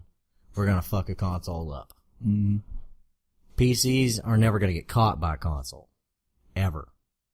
Never ever going to get caught. As soon as a console launches, it is already obsolete as far as that goes. Mm-hmm. It's never going to be able to put out the amount of graphics. It's never going to retain the same amount of functionality as a personal computer. These are all things we know, yes. Okay. And would you say that those are objective opinions? Those are objective facts. Okay. I mean, they're not, I'm not coming at this from a douchebag perspective. Mm-hmm. That console market, and if you watch the numbers, more PS2s were sold than all 3 major console manufacturers have sold of their new systems. Mm-hmm. Okay. We don't have the same market for consoles anymore. That console market has shrunk. Okay. If you buy a PS4, it's so you have an updated thing to play Netflix on now. Because other than the proprietary games that come out, there's really no solid argument for why you should own a console. Well, that is literally the only thing they have is proprietary games. And they don't even have the lion's share of those. I will guarantee you that the phone and the PC both have more proprietary games than any console. Even putting all 3 consoles together. But therein lies the biggest argument for gaming consoles and why they're not going anywhere and why they're still at a solid state is because they have proprietary games. And the reason why you have a console is to play games. Look, I'm all down for that you can watch YouTube and Netflix and DVDs and Blu-rays and movies, and it's an entertainment system. That's great. That's an idea that the Nintendo was supposed to be designed around, was a Nintendo entertainment system. The difference is the Nintendo entertainment system was misnamed. It should have been the Nintendo gaming system, because that is what it is. They just said entertainment because they wanted it in everybody's household. Not my fault. Let me just break this down. I let you talk for 15 minutes. You will let me talk. Talk then. Talk then, Mr. Angry Pants. I will gavel. Talk then. I will gavel. I let you ramble. My turn. Okay. When I buy a PS4, an Xbox One, a 360, a 64, a Nintendo Entertainment System, I'm buying it to play games. This is me, as a gamer, talking as a gamer about a gaming topic. I don't care the other 20,000 things that a PC can do better. I know they can do it. I know they can do it better. Good for them. I don't watch YouTube on PS4. I play PS4 games. When I play my Wii U, I play Wii U games. I don't care if it has a way to watch YouTube That's videos. Great. That's fucking great. The fact that these companies... That's the reason you buy it right now. The fact that these companies are making these consoles around games means I don't care about the console's specs and the hardware and how outdated it is for what graphics it can render.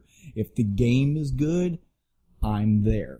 Cool. Now, and let me interject right there. Let me just interject right there so I can just go ahead and remove the foundation from this argument so you don't continue to build on top of this fucking sandy fucking foundation spot.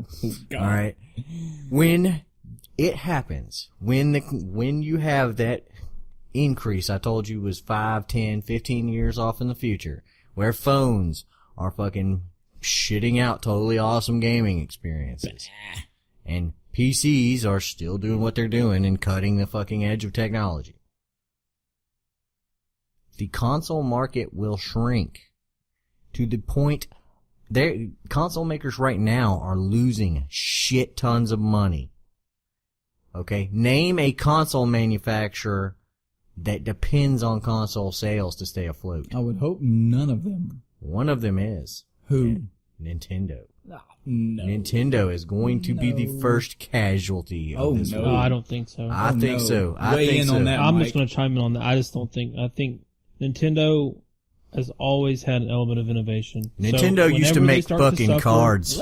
Or whenever they start to flounder, Nintendo comes up with some crazy idea that pulls them out of the grave. I don't see it. I think that they can. They do have some. They are by far the best first party game producer. Microsoft and Sony have no shot in that regard. No shot whatsoever. I will totally give you that. But what I will say is that just like Sega, whom also was a great first party game producer. Well, now if I'm not mistaken, wasn't Sega mismanaged? Sega was mismanaged. Sega was severely mismanaged. They did that, and Sonic was a big tell of why they were. When they made Mario, I don't know, nor do I care to know if it took 20 people in a think tank 4 months to shit out a design of Mario. What I do know at the end of the day is that when you played Mario for Mario 3, roughly when you see him now on Mario, whatever's coming out, Universe or whatever, you still see the boots, you still see the suspenders and the red shirt and the cap, the mustache and the yahoo! He's timeless. When Sega made Sonic, they were like, oh, we can't have this. We can't have some mamby-pamby plumber guy be our mascot. We need something hot. We need something cool and rad and edgy. The problem with cool and rad and edgy, I'm looking at you, Duke Nukem, is that shit gets old. And people start going, okay, your stick is you're not timeless. You want to be, but you're not. And then they had the added caveat of, we have got to get into the 3D market. Mainly because Nintendo is kicking our shit in right now. Well, we gotta get into the 3D market. And they failed rather horribly at the 3D market. While Nintendo was like, there's more to that blocky, shitty graphics. There's more to that than simply a bad branding decision. You see, back in the day, plus their marketing was too. You know, the well, no, I think the thing that absolutely your mom's tanked Sonic in particular mm-hmm. was the fact that they decided to separate the continuities. You had a Japanese continuity for Sonic's story, you had an American continuity for Sonic's story, and then you had a UK continuity mm-hmm. for Sonic's story. Yeah. And eventually the world fucking connected. Yeah. You know, when these markets were isolated and the internet wasn't a huge fucking thing, that was okay. But the moment somebody in Japan started talking to an American and they started mixing, like, where the fuck is all this shit coming from? Mm-hmm. And then the UK got in there like, well, no, Sonic didn't do that. He actually did this.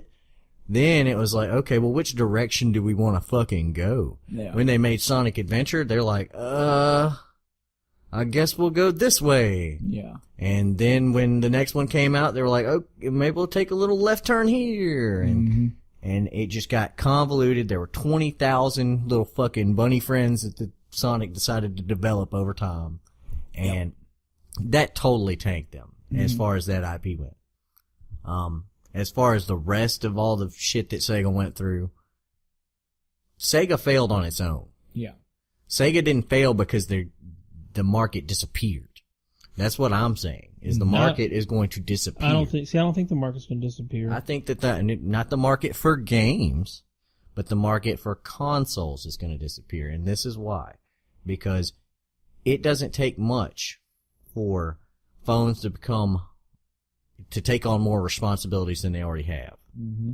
And it doesn't take much for, imagine if you could just walk up to your phone, click it, and immediately begin going through apps that are between your phone and your TV. You know, and you use your phone like a remote control to put whatever it is on the TV. Well, now you don't need a fucking PlayStation 4 to run Netflix, because you can stream it straight off your phone or straight off your TV. But you can already do that now. But you're implying that that's the sole purpose. I'm not implying that that's the sole purpose. That's what you keep saying, though. You how many times have you said? How many times have you said I want to get a You want to get a PlayStation 4 to watch Netflix on? You've said it like 3 or 4 times already. Why would you not buy a PS4 for all of its capabilities? That's true. You're telling me you're buying it for... I didn't buy my PS4. You're signaling the death knell of the consoles right now. If you say, I bought PS4 so I could get this one fucking exclusive game that I wanted, or this handful of games that might be okay, that I can't get somewhere else. System for games. I'm sorry. Now, if you're playing it as proprietary game, for games, but I mean I do utilize it for other things. But that's what they're doing, though, to increase sales. Look, you can do all this with this. That's every device. TVs are like that. I'll tell you right now. Years ago, you didn't have apps on TVs. You couldn't use your own TV to watch Netflix on. Yeah, now you can. Your TV has shit built in. Smart TVs. But smart TVs aren't going to kill. I will tell you right now, when I watch like E3 events, and I've said this before, maybe Mike hasn't heard it, but I will see all this shit that's going on. This whole press conference. Hey, here's the Xbox Scorpio. Here's all this, but we're gonna be your one stop for the game, the experience, and blah blah blah. And here's what's doing this. And I'm like, blah, the fluck and blah. You got a new console. I get it.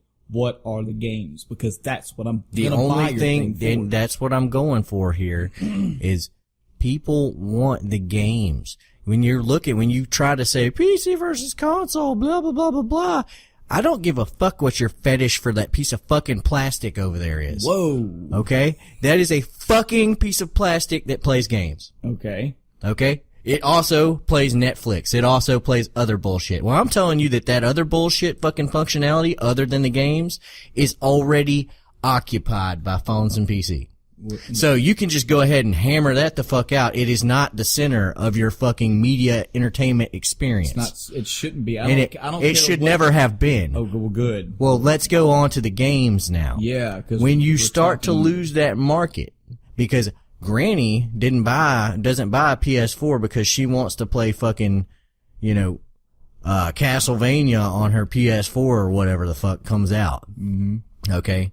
She bought it because her grandson plays games occasionally and she likes to watch her fucking shows. Okay. Okay. That's the whole media hub aspect of these new consoles. Okay. When you take that away, when you take that entire functionality away, and the TVs are getting there, the phones are getting there, the PCs are getting there, every other device that you own is starting to obtain this type of functionality. That entire direction they've been moving is a dead end. Does that make sense? Yes, I'll agree with you. It is a straight dead end. I don't think that that's going to happen. I just don't see it. Down. Am I? Yeah. Come on, bring it. I just think that they've done a good job evolving consoles over the years, and I think it's just another step in the evolutionary process. I think they have evolved themselves into a corner because they don't offer anything any other platform can do. Adam, before the Nintendo Entertainment System, okay, we're talking. Let's start there. Okay, so Atari. Let me rephrase that. Let's start with the Nintendo Entertainment System. Okay. Mike, did the Nintendo Entertainment System have a way to hook up to the internet that you're aware of? Nope. Oh, no. Could it play cassette tapes? No. Nope. Could you watch VHS movies on it? Nope. Could you make a phone? I guess there was some aftermarket, but could you, the guy that bought a Nintendo from Walmart and took it home to play Mario 3, could you make a phone call off your Nintendo? No. No. Nope. Before all this bullshit that's been added on to make it a quote-unquote entertainment hub, communication hub, etc., as you say, it did fucking bank.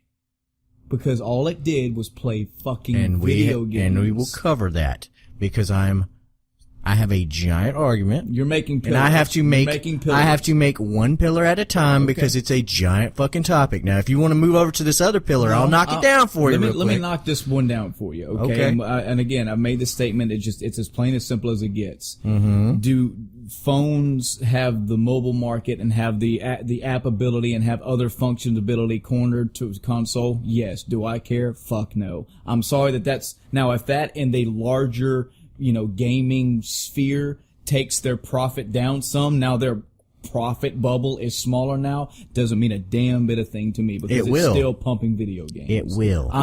That's the problem. Is that companies don't need, they're going to. The game developers are going to do it. But video game companies need to stop trying to make games to make a profit. They need to make them because they want to entertain us. So the extra shit. That's capitalism, buddy. I know. Well, that's a. They don't. Nobody. I'm so sorry that Kojima made this game because he wanted to live in a nice house as opposed to he wanted to impress you. Well, for every Kojima out there that wants to have a fucking Maserati, there's 15 other ones that are like, look, man, I started my life on Steam, and it was me and John that made this game. Let me tell with you our passion. that those guys, I lost a wife. They didn't make this game on their PS4, and they didn't put it out on PlayStation Market. They used to back in the day. No, they didn't. When the Nintendo was around. When the Nintendo was around. 4 companies that made games for the Nintendo. Ooh, man. They put a lockout chip on their shit. Okay. You had to they had a bootleg system. All those weird shaped fucking cartridges back in the day.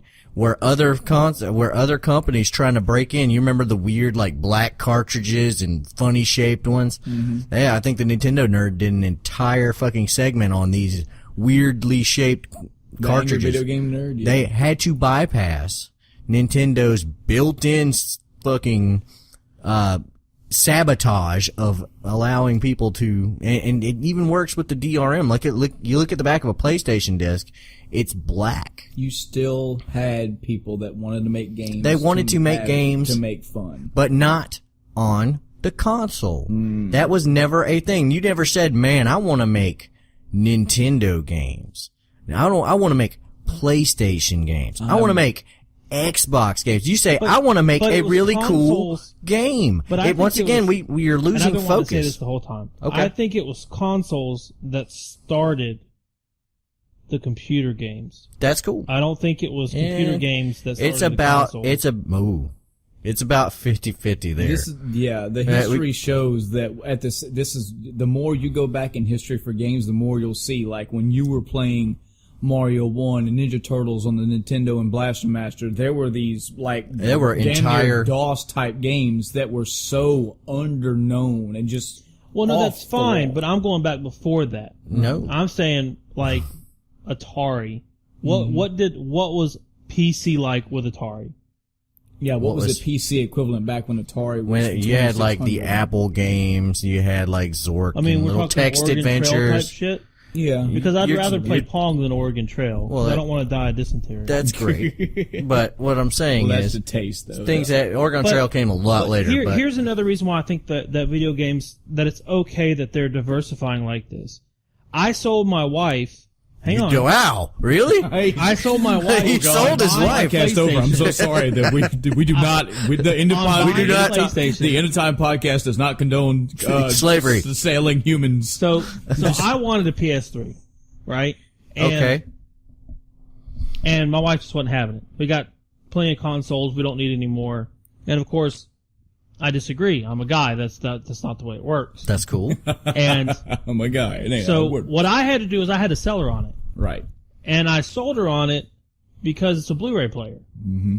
I was like, why would I spend $100 on a Blu-ray player whenever I can spend $200 on a Blu-ray player and get a video game system? Because I wanted the video game system, she wanted the Blu-ray Which player. at the time was much better than a PC could ever think. So that's Oh, why. God. That's what that's what I wanted to do. Well, I mean, that's cool. And that's going off onto a different, man, we keep switching the But- point of focus, but what I'm trying to say Keep is us focused. when you look, people aren't interested in what fucking, people by and large, you have your console fanboys that will go and say, I love Xbox, PlayStation sucks, it's better than the PC too.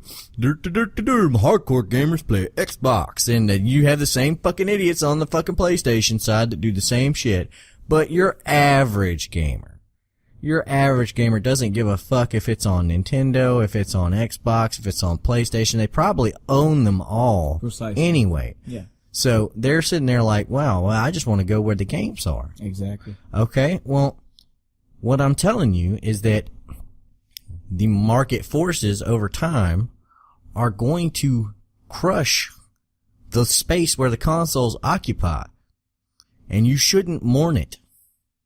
I just You shouldn't. Mike, if you disagree, tell us why. Tell us why. I just don't see it. But I mean, I haven't done any research or anything like that. But I just can't see the console market dying. I can't, because It was a bit, here's the thing is it was a big part of the video game revolution. Mm-hmm. And I'm not gonna say that, I didn't like console games back in the day. I loved my fucking Super Nintendo. I loved my NES and I loved my PlayStation 1 and 2. Mm-hmm. But around the time PS3 came out, I was like, okay, well that's really cool. And it started having all these weird extra functionalities and I was like, okay, well I don't understand why I have to make 20 left clicks and then go down twice to play a fucking game.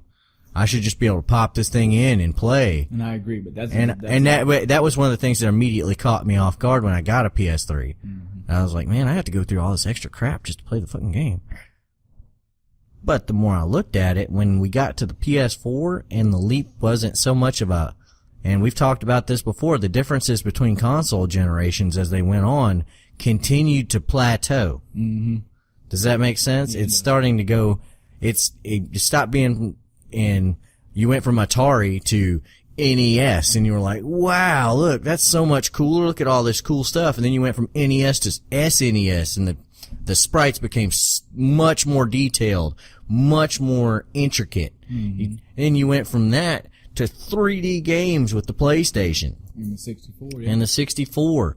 And all these massive leaps kept going forward and forward and forward. And then you finally got to the point where it just said, okay, well, can you look at a PS3 game and a PS4 game and honestly tell a huge amount of difference? You can't ask that question because I've actually done that comparison and you can. In my opinion. Now, it depends on the game. You have to scrutinize. You have to heavily scrutinize. But I can tell them apart. Okay, but what I'm saying is, can you compared like a Super Nintendo to a 64? It is a clear. It is a clear difference. When you do a PS3 child to a PS4, you crank that fucking graphics up from very high to extreme.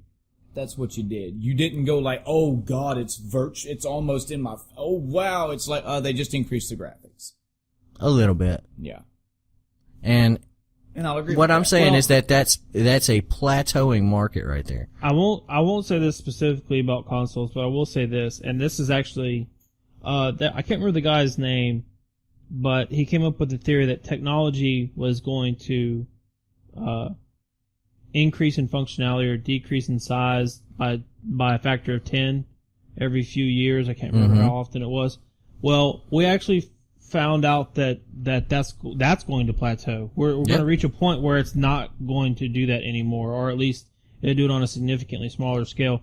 And that might be where we're reaching a limitation, but it can be argued though, if we're going to reach the limitation as far as functionality, I think our computers always going to be better than ever the next generation? Well, computers typically, if you look at a typical PC, and PC builds are anything but typical, but because they range a giant spectrum, and we've talked about this before.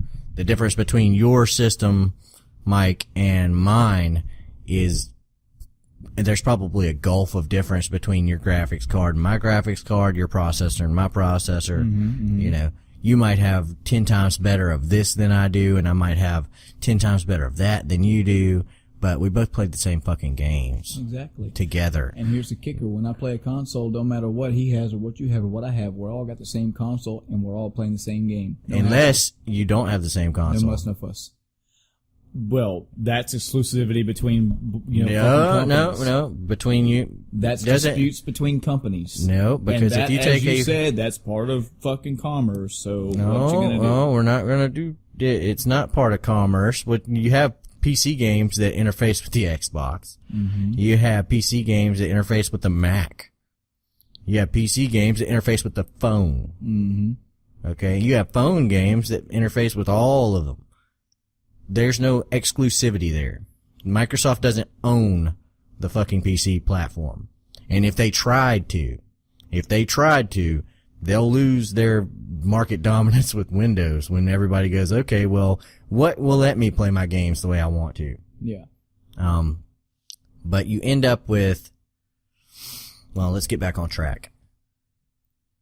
Looking at the way games come out, okay, which is more and more indie development, more and more third-party development, as the markets continue to dwindle for consoles, and they are dwindling. They haven't gotten to the point where it's like suicide yet, okay? Xbox One has been out for how many years? The new Xbox One? It's been out for like 2 years, I want to say. Like, two to 3 years. I'm spitballing 2-3 years, okay? Yeah. They're already coming out with a new one. Okay. Typical console life is about 5 years. So they're coming in a little bit early. Nintendo's coming in a little bit early. Yeah. PlayStation's still holding strong with their PS4 for right now. They're starting to put these out faster and faster as time goes on. You're going to notice that the sales are going to go down. They're going to go down a lot. If you look at the numbers of PS2 sold compared to the numbers that can't be right. Wow, 2013, we were way off. Then that puts it right about on time then. That doesn't sound right, does it? Maybe that was the launch. Oh, wait, that sounds right. It's 2013. I mean, it's 2017, so yeah, about 4 years. About 3.5 years. Was that, when did it actually launch, like for per day? No, November 22nd, 2013. Okay. So yeah, about 3.5 years. That works. Yeah. About 3 years. So a little over 3 years at this point. 3 years and 5 months now. Yeah. We're still looking at a little bit of an early release. So it looks like the Xbox One S was a modified version of the model, but I'm sure the Xbox One will be replaced soon. I haven't kept up with it. Yeah, we're looking at what was the next one that's coming out, the Scorpio or something like that. That's the newest Xbox. It's supposed to be Project 4K Scorpio. capable. Yeah, it's got teraflops, buddy. It's got teraflops, Better and run that's high. another thing that call. Stay on track. This is poisonous. Stay on track. I will just remark that nothing gets more poisonous than console debates. Nothing. Nothing is worse for the gaming industry. The blast processing, the teraflops, the ideas that bits are an indicator of power. Yeah. You know, all these things stem teraflops, down. flops are important. I'm just saying they are. I will say this in agreement with you that this is a side statement Yeah. from the PC console debate. Okay. Is that I agree that I guess I'm just getting old and too open with everything that I'm like, I don't care. Give me the game. That it shocked me when you showed me a video of a grown fucking adult that drives and has a job and probably has a girlfriend or a wife and he makes grown man decisions on a YouTube video going, let me tell you why the Xbox One is gonna be the superior thing. Fuck Sony and fuck Nintendo, blah, blah, blah, blah, blah, dooba-doo-wop. I'm like, are you shitting me? Yep. All I care about is the games. Why shouldn't you? It is a toxic mentality. It is because they get fever pitch with this shit. But see, I don't have a particular argument about which one's better because see, I honestly prefer my Xbox One to my PS4. That's cool. Even though I know the PS4 It might be has the way the better controller processing power and is. better display and all that other crap. There's plenty of reasons to prefer one console over the other. Mm-hmm. But there's no reason to prefer a console over a PC. None. Are you building that pillar now? I'm building that pillar. Because I honestly, I've said it, and I know it's probably not a very good argument, but I see it being expensive to get your foot in the door. You can, and just like you say on consoles, by the time I built my PC, Yep. there'd be a better graphics card, there'd be a better motherboard, Yep. there'd be a better processor. Okay. And now where am I at? You're at I've got an outdated PC I just built. You're not at an outdated PC. $800 on. Let me explain what you're doing. When you want to get an entry-level PC, there's a couple of factors to consider. Okay? With a PC build, and you decide that you're going to make a gaming PC instead of having a console. Okay. Okay? You decide to save up the money, you do your research, you wait for the sales, you build your fucking PC. Okay? It will cost you somewhere in the neighborhood of $400 to $600 to build a better PC than a console, than a current generation console. It is a better gaming machine than a current generation console for a multitude of reasons. But you can use it for whatever. Be a better machine than the console that's coming out. Yeah. How do you know that? For one, when do you know when a PS4 comes out? Let me ask you this question. When a PS4 comes out, you find out that a PS4 is going to come out in 6 months. That gives you 6 months to save up however much money it's going to cost for you to buy the next PlayStation, right? The console's included, the PlayStation 5, let's say. Okay. Okay, so the next one's coming out, and you're like, okay, well, it's going to launch in July, so I've got X amount of time to get X amount of money so I can have the latest, greatest thing, right? Mm-hmm. Okay. With a PC, you build it whenever you want to. You could decide to build it 6 months from now. You could decide to build it however long. You decide to just save up an arbitrary amount of money and build your PC. When the new thing comes out and the new hotness comes out, instead of you going, I'm going to drop another $500 and buy another console, you instead go, I'm going to spend $300 and upgrade my graphics card to a badass new graphics card. Or I'm going to I'm past the $600 though. Or you were at $800 if you bought two consoles. I wouldn't buy two consoles back to back. You would buy two consoles if you wanted to have everything. Let's say typically you're buying a console, it's years after you bought your original one. Yep. So I don't see how you can even factor. You know how in old the my original computer cost. is right now? Let's say console life, like you were saying earlier, is about 5 years. Okay. Let's say I spent $400. Okay. If I run that limit out, You don't want to go. You don't want to play long game. It's like You're $80 gonna a get year. crushed in long game. Now, if you want to argue about games, that's fine. There are some free games on PC, but you still got to pay for them too. Oh, it's not just free. They're also a lot cheaper on average. The average console release is like $60 for a brand new game. And if you get like a shit deal on on Steam or whatever, you're going to pay $10 to $20 less for the digital copy. $10 to $20 less. That's if you don't catch it on a Steam sale and it was 50 to 75% off. So you're telling me if I wanted to play Modern Warfare 3 when it came out and I had to pay $69, You go to a brick and mortar store, or it I was can go to Steam. $59.99. They're always like you pay for the Okay, gas. well, $59. I'm saying after tax, let's say it's $65. Okay, Mm-hmm. you're telling me I can at the same time go to Steam and get it for $35. I'm saying it. I didn't say it was guaranteed to be $30 cheaper. Don't You take didn't that as say it was guaranteed. I didn't say it was guaranteed to be $30 cheaper. Yeah. Yeah. Don't you try to put words in my mouth, So Ricky Bobby. Adam that got the game, or Mike that got the Modern Warfare 3 for $65 when he wanted it right then. Adam's like, let me see what Steam's like today. Bullshit. Oh, well, let me see what it's like tomorrow. You're undoing my argument in the wrong way. If you want to say something, it's that it's going to be $10 cheaper. It's going to be $50. 50 something bucks. Okay. Whenever you find it that same day it released at midnight.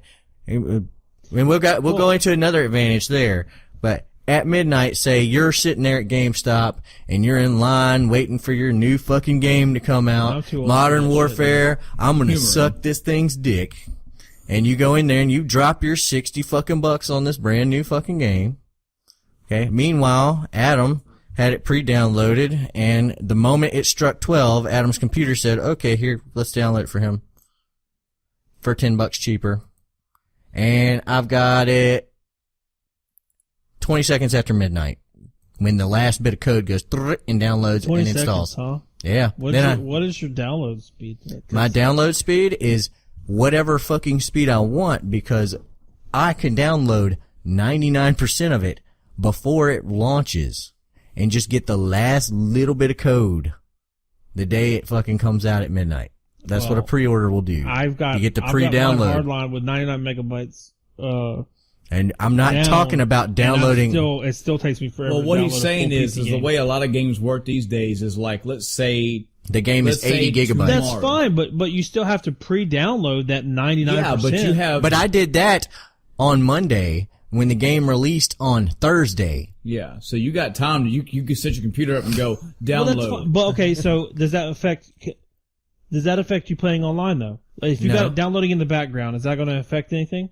Depends on what kind of internet you have. Depends on a lot of things. Mm-hmm. Depends. But that depends on what kind of internet you have on your PlayStation, whether or not you're gonna be able to do anything while you're online. This is a bunch your dad goes in there and downloads this fucking horrible porn on the fucking family PC while you're on dad. while you're fucking trying to fucking play multiplayer on Call of Duty. At my house, Your dad everybody, doesn't. my son, he's crazy. He's got a PC and he's got his tablet running while he's watching YouTube videos while he's playing Roblox, which, by the way, Roblox... Well, that shouldn't affect your internet at all. Just devours... No, Roblox devours bandwidth. It's... I fucking hate that game, and I can't get him to stop playing it. And then while he's doing that, my daughter is in her room playing Terra, which is MMORPG. And my wife is in the back watching PlayStation View. Cool. And if I try to do anything, it's fucking terrible. Well, meanwhile, you could just shamble on down to GameStop and buy the game, come back home and plug it in and turn it on. And if you have a friend sitting right beside you, you can play it. Otherwise, you're going to have to go online just like everybody else. And you're going to get the same terrible speed that you would have gotten if this was... I don't necessarily go online, that is I don't have to go online to play, your internet. Horizon. You don't have to go online to play single player of anything. Exactly. If you're talking about playing single player, you don't have, that's not going to affect you at all. If you're talking about playing multiplayer... I'm talking about downloading a game. I'm saying if all that's going on, I'd have to start it on Monday to have it downloaded by Friday. And hope it didn't stop or hope it didn't cancel. It is literally taken... Like I said, I've hardlined my daughter's computer, and it takes a day and a half or more to download one game. You don't have to get a digital download. I would recommend that you do. It doesn't really take that long. Steam runs in the background. You don't even get a disc anymore. You go in there now and you buy it, and it's still a digital download. It's just got a code inside the little box. Sure.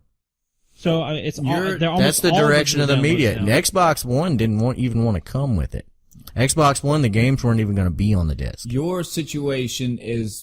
Everybody has their own unique situation. There's the guy that sits at home and all he does is do stuff on the computer, so his internet's ready to go. And you have the family that's got, the mom, the dad, and the 7 kids, all of them doing stuff. So that's not too much of a factor in the PC versus console. That's not argument. A PC versus console argument. Because that's specific. However, the factor of yours that does factor into the argument is that all these people have the variables to worry about.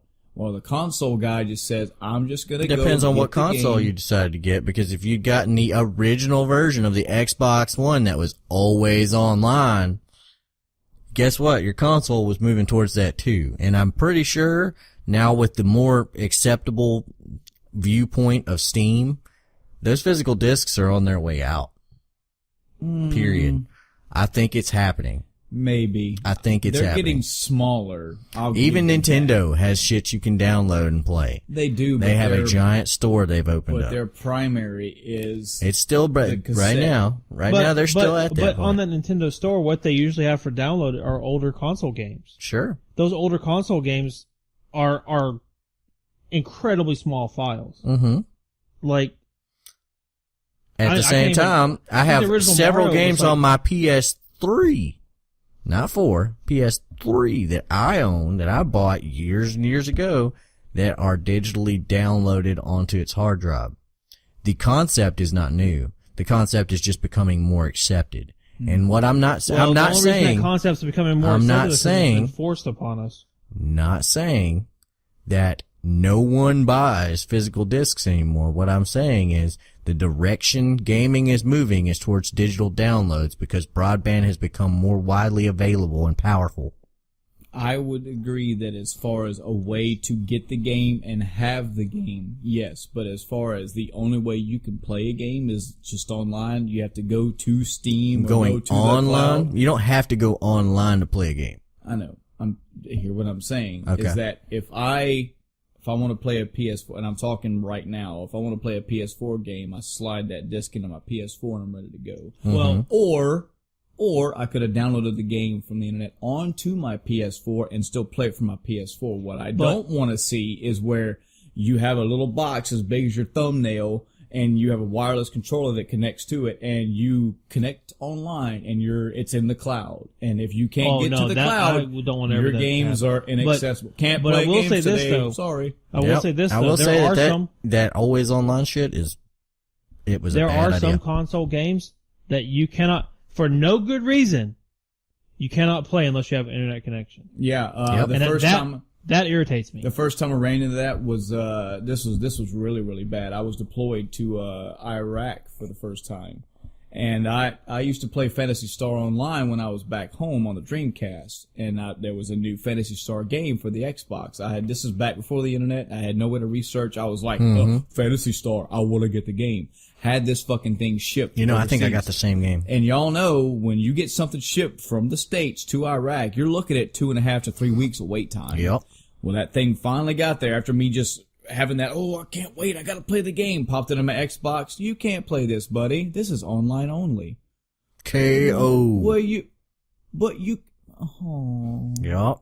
Horrible. That's it. This is not so much a PC and console. This is a game design issue. Yeah, you should yeah. never No, I keep the agree with game. that. You should never keep the whole of the game on an outside device outside of the storage medium. I do agree with physically that. located in I it. don't think that was just a Yeah. pet peeve If you're that gonna bothers me. have the device, you should have the device that's there, whether it's PC or the console. It should physically have the fucking information on it. That way, if I'm in Timbuktu with the fucking, with the one power supply that I can run my fucking game machine off of, I can run it there. Yeah. And not have to worry about having to have an internet connection. So back to more pillars of your bullshit gonna fail argument. Yeah, seems like it's working so far. PC versus console. I think they'll just diversify the console further. I don't think there's any room to diversify. They're doing. I will say this: they've had their hand has been twisted to where they've had to alter the consoles to be more universal.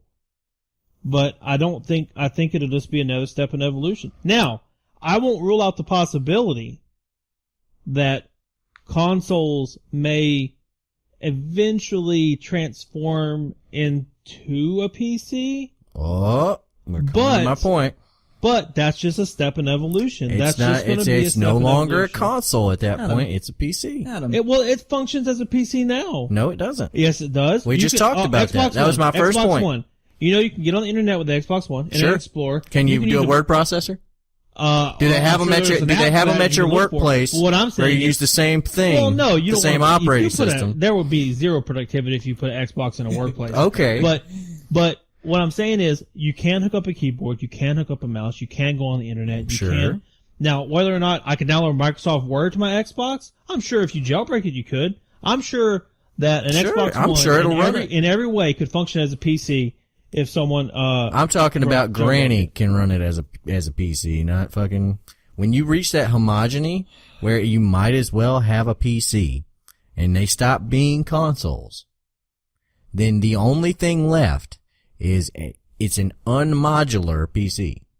This is aggravating. Does that make sense? Yes, but it's aggravating. It's because it's shattering your worldviews. No, because it seems more and more you're taking this debate in a whole different way I didn't see coming. And this is why it's aggravating me, because this is sounding less and less and less like video games on a console or consoles that play video games versus a PC that plays video games, and more like the computer can do fucking everything. We know that, versus a console that can kind of do most of what you want. Well, you took this direction you took this into why consoles are going to fail direction than you did PCs versus consoles. So now we're not going left and right. We're going where are PCs or where are consoles going in the future. And I'm glad I got a mechanic here to hopefully back me up or tell me I'm fucking I don't know where you're going with this, but you're talking about cars. So Ford is a company that makes what, Mike? Vehicles. You would agree? Yes. Okay, if I go to Ford and say, hey, I want you to build me a fucking boat, maybe they can. If I go to Ford and say, hey, I want you to fucking make me a refrigerator, they go,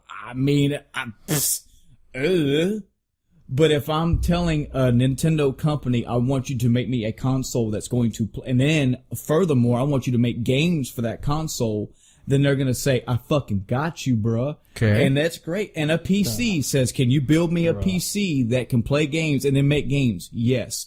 They both exist. They both do what we want them to do. So what's the fucking problem? They're both excelling at what they do. Neither one is dying. I don't care that I don't care that a Nintendo can't do XXX thing because I buy Nintendo to do one thing. You're taking this in the wrong direction because when this idea, the concept we're arguing about is whether or not a console will be in your fucking living room in 15 years. Yes. Yes. Okay. Now, I'm telling you all of the reasons why that console is going to get replaced by either a phone or a computer. Okay? I don't think it'll get replaced by a phone. Listen, we decided to stop talking about the games and we started to talk about the functionality of a device, of a piece of plastic. Okay? And whatever you want to call that piece of plastic, it's probably going to be a PC. So you're telling me... When you get to the point where you say, okay, well, this is a Sony PC and it only plays Sony proprietary PC products, then everybody's going to look at them and flip them the middle finger and say, I'm going to take the thing that I can just throw whatever into. Okay. And you're going to have the 30 or 40 other video game companies that come out and they're going to say, well, we don't make stuff for the PC. We make stuff for the Nintendo. We make stuff for the Sony X, whatever. You're going to notice that a lot of third-party developers are already bailing out on them. And you're going to a lot of proprietary, most of the exclusives are things that are first party. Now, you've already lost the third party, and if you remember this, third party development is a huge deal in consoles. Yes. It is a huge deal. It's part of the reason that the PlayStation kicked the shit out of the Nintendo 64, even though the Nintendo 64 was incredibly more powerful, was third party backing. They are starting to hemorrhage from the consoles. The only thing the consoles have that PC doesn't offer right now is just anti-piracy measures. Because it's hard to fabricate the physical disc as opposed to making an electronic it's also copy. Copyrights and all sorts of other legal barriers because Nintendo is not going to go, yes, PC, you can have Mario Universe on your PC, put it on Steam. As that market gets smaller, I think third party, not specifically your example, but I think it's take like an Ubisoft. As the numbers dwindle, as I've already explained that the number of PS2s sold outweighs the number of Xbox Ones and PS4s and Nintendos added together. So the market is obviously on a downward trajectory. Once that number gets too small to sustain third-party support, where they have to sell their games on the PC and on the phone, you're going to start seeing less concessions to Sony and Microsoft and Nintendo, where before they would bend over backwards to get their game on their system to reach that market has become too small, and those will die. And when it starts to become, well, the only thing that Nintendo puts out is Zelda and Mario and Metroid and Metroid. Well, Nintendo would be a terrible one to fucking list on the first party. And Star Fox. But okay, well let's go to Microsoft. The only thing they put out is Halo and the handful of other Gears of War. Stopped right there, yeah. So you don't think there'll be a step in the evolution? You think it'll just... I think eventually you're going to hit that point. Where do you think the life of these consoles lies now? I just told you, it's somewhere in the next 10 to 15 years. So you don't think there'll be any major evolutionary leaps in the next 10 or 15 years? I don't think that it can pull off the type of evolutionary leap that it needs to, because what you're looking at right now, as of right now, is that everything is going to get integrated into a screen. You're going to have a single screen. You walk in, and instead of having all this stuff around your TV, you're just going to have the TV sitting there. And the concept of the TV is going to be merged with the idea of a PC to where it is one thing that provides all your entertainment. You'll walk in, you'll grab your little PC remote or use your phone, and you'll go PC, or you go fucking computer, go to Netflix 5.0 or whatever the fuck is out at this point. Mm-hmm. And you're going to go, let me see what's on TV right now. Or let me pull up the internet. And then you grab your little keyboard and you start typing that out. Or you type it out on your fucking phone or whatever. and all of it integrates. The integration of these different devices, I think, is what's going to happen. You remember how we used to have a pager, and you'd have a beeper, and you'd have all these little doodads and widgets and whatever she'd have. Wigets or widgets. I wanted to say widget. I remember having a Wiget. I had a Wiget. I carried one around. I used to spin it around on my finger. I don't like that word anymore immediately. I just thought about what I was saying. I got a Wiget. I don't like that word. But anywho, you had all these devices hooked onto your belt back in the early 90s, and now you carry around more than that in one phone. Now imagine this happening in your living room, where the console has merged with your DVD player. That's already happened. They begin to merge into one entity, and you no longer have your Roku and your TV and your whatever. It's all one thing. It might be your frickin' thermostat in your house. It might control every electronic in your house. You might have, the thermostat, the garage door opener, the fucking, everything is set to that. Maybe the clock in every frickin' room is tied to this one single machine that automatically sets their times. Who knows? But what I'm saying is, when technology tends to kind of absorb into itself, and the way the consoles are going, I guess it was the only path they had, but they're merging into a computers market, not into a game machines market. And the game machine market is going to be, if they decide to continue to hold on to that little portion where they're like, this is a PlayStation game, this is an Xbox game, this is a Nintendo game, they have two options.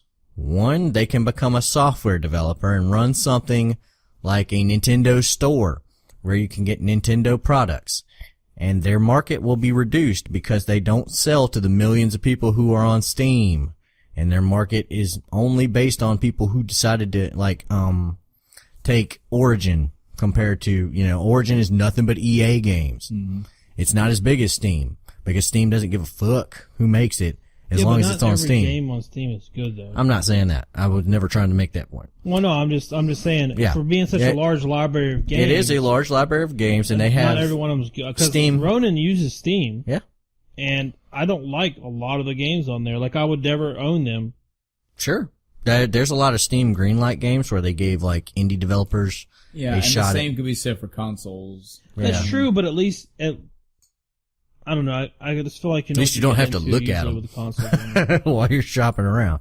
But, say you're gonna have a Nintendo Steam that is gonna have all your latest Nintendo games on it. Let me ask you a question, Adam. What innovation over the past decade has and by the way, let me pause that. We're saying PC versus console.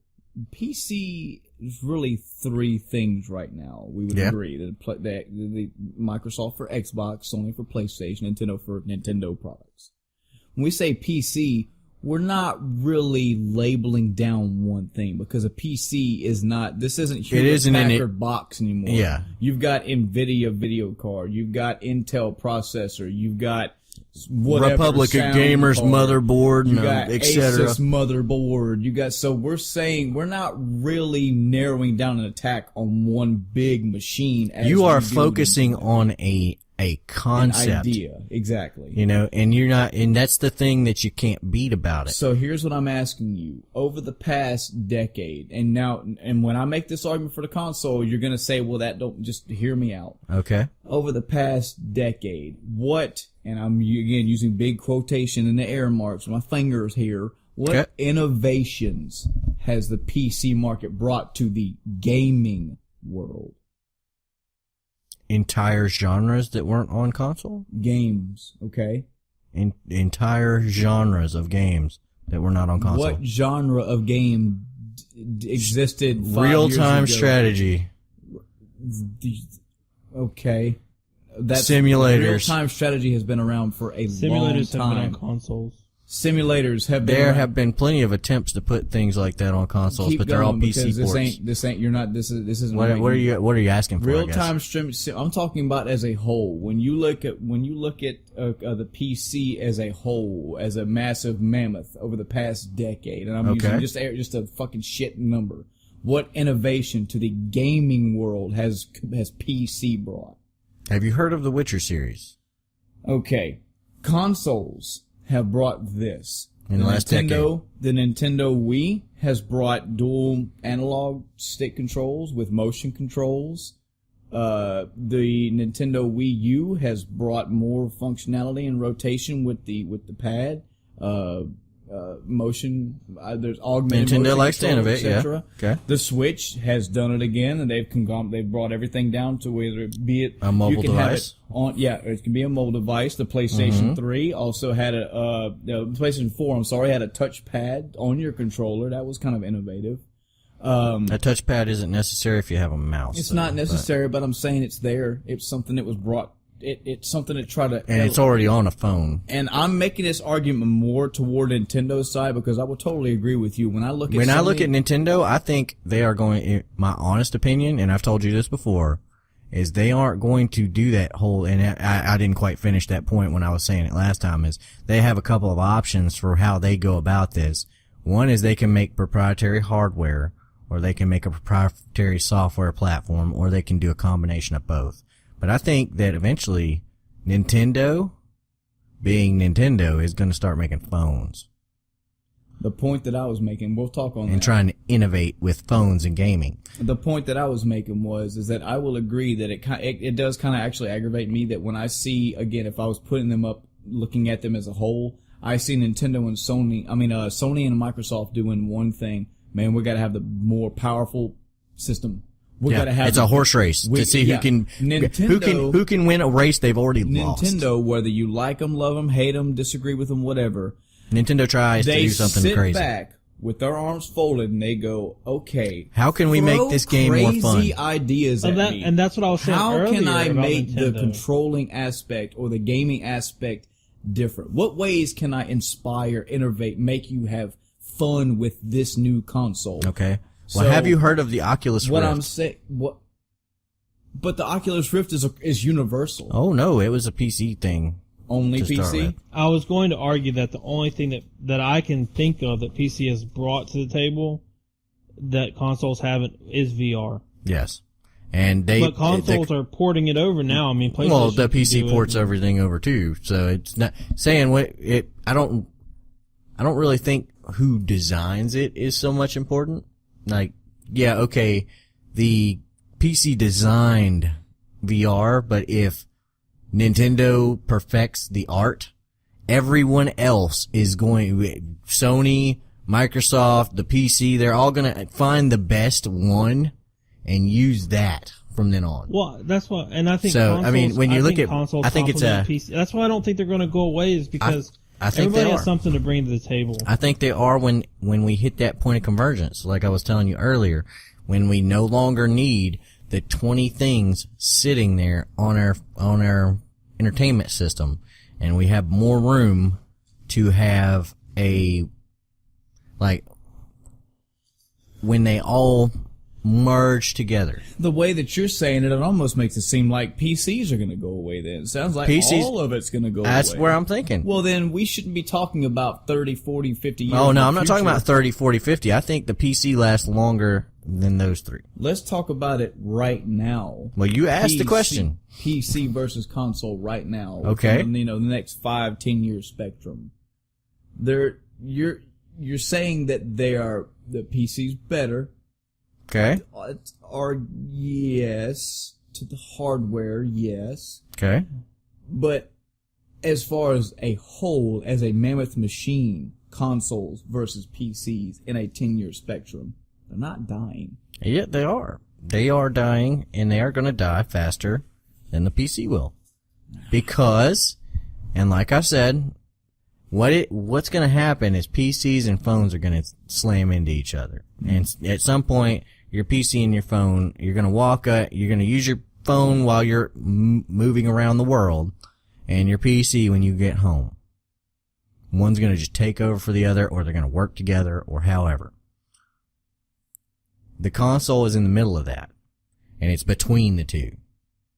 I would think that the console is aside from that. I don't think it is, because it is not its own niche. Thing. It is not its own niche because it is attempting to take over a realm that both of them are fighting for. But I mean, and I could be wrong because I don't pay a lot of attention to a lot of advertising, but consoles don't sell themselves as like it is a gaming console that does other stuff. If you go to an E3 presentation, and you just mentioned this earlier, you're going to hear blah, blah, blah, blah, blah, graphics, blah, blah, blah, blah, blah.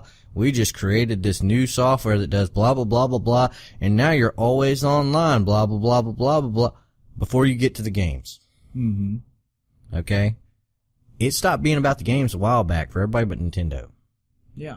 Okay? I have to be honest with you, though. Whenever I go to buy a new console, I mean, specs are kind of in the back of my mind, but I don't ever go, well, this is well, that's exactly the point. I can't tell you a single thing about my Xbox One or my PlayStation 4, other than from what I heard or read, the PlayStation 4 is graphically better. Okay. And it has a slightly better processor. But I don't know the numbers. I don't know the numbers on the processor. I don't know the numbers. All I know is I enjoy playing my Xbox One more than my PS4. Sometimes I like playing my PS4, but that's just it's a matter of preference. It has nothing to do with specs on the console. I agree. When I go, let's say I lived in some fantasy world where the internet didn't exist. If I went down to, and I didn't go to a fucking game store. I'm just Joe Blow Dumbo that goes down to fucking Walmart, and I'm at the aisles, and I go, okay, I've got the PS4, I've got the Xbox One, I've got the Nintendo Wii, and I've got PC games over here. It's all in a row for me. I can go over there and spend $1,500 or $1,000, whatever, and buy a PC, or I can buy a Wii U, or buy an Xbox One, or buy a PS4. I would go, okay, what games do I like? Well, I like God of War. That new God of War is pretty good. I'm gonna go, it's not on the Xbox, not on the Nintendo, not on the PC. I'm not gonna pull open the boxes and go, well, I know my favorite game is here, but this console has a better processor. I hate to shoot myself in the foot and get a lower one. I'm gonna go, I like the game. I'm buying that game and that console. Yeah, and you're gonna go at it for a specific game. Okay? But when you talk about this is why it's kind of changed the way the conversation was going to go. I know I had one idea of how this was going to work, and we were going to go over it point by point by point by point. But it didn't end up being that. It ended up being you phrased the question in such a way as you think consoles are dying, ask why, and then you asked me to expound upon that. But the big overarching theme of the debate is PC gaming versus console gaming. Well, yeah, okay, but that wasn't what you asked. And then when you got the answer, you tried to apply the PC gaming versus console gaming to that answer.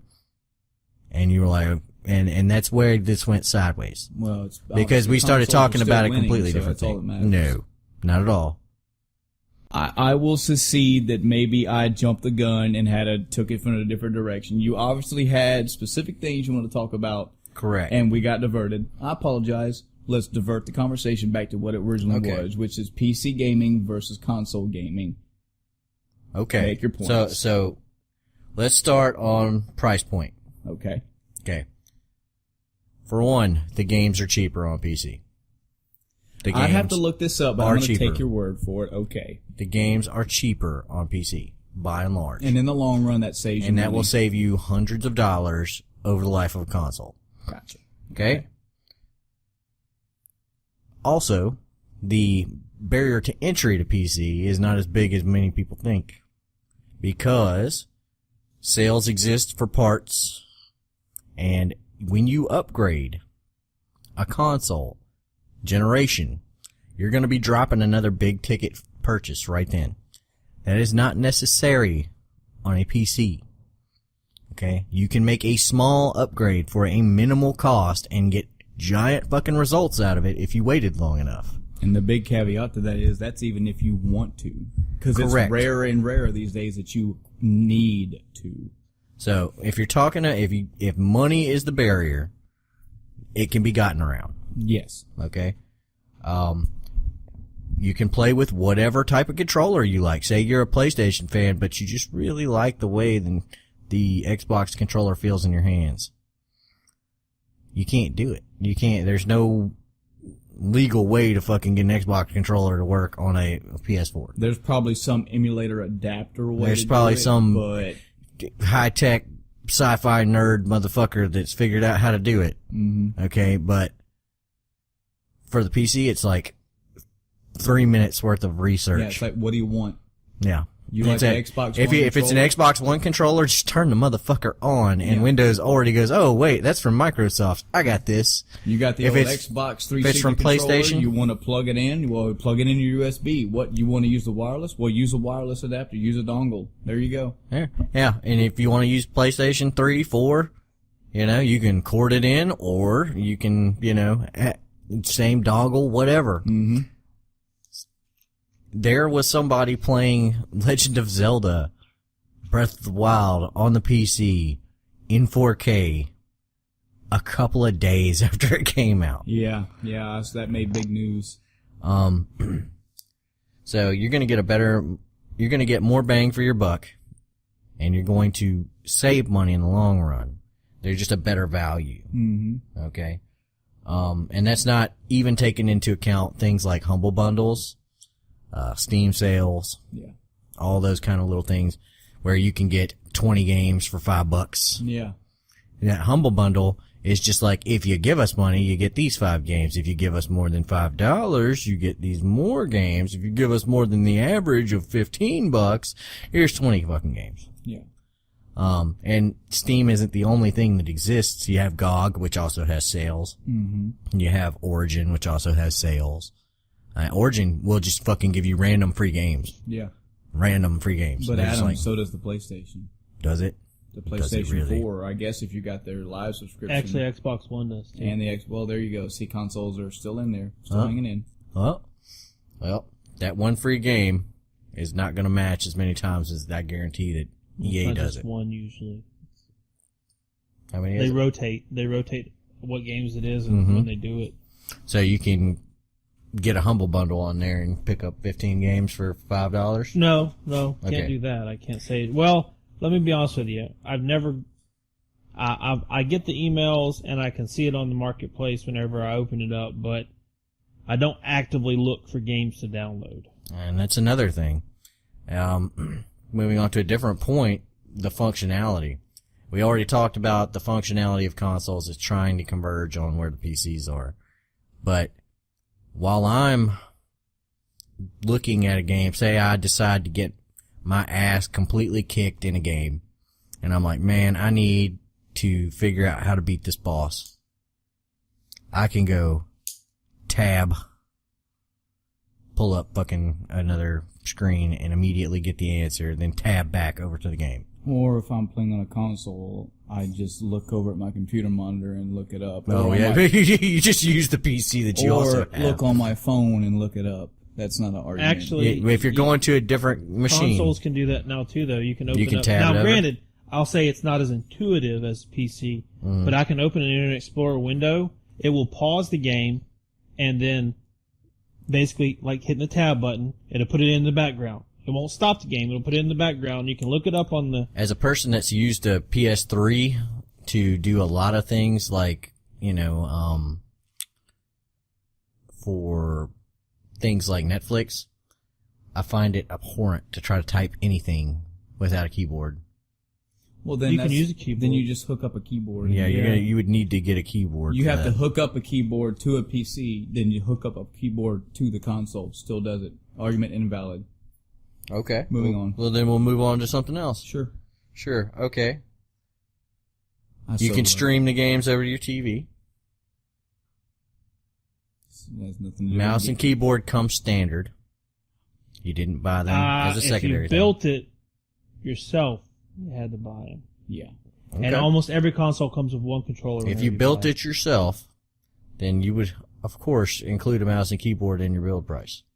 That's fine, But- but it does have to be purchased. It doesn't come You with would it. also you have to purchase a TV if you want to be able to play Xbox 360. You have to purchase a monitor if you want to play on the. Okay, Man. well that's what I'm Wow. saying is these are really shit points y'all are trying to make. No, you made this point, not us. Well, I'm These just are saying. really all I'm shit saying points. is you're talking about the keyboard and mouse. I'm telling All you saying that is the keyboard and console- mouse is not is console an comes inherent with part at of the least one PC. controller.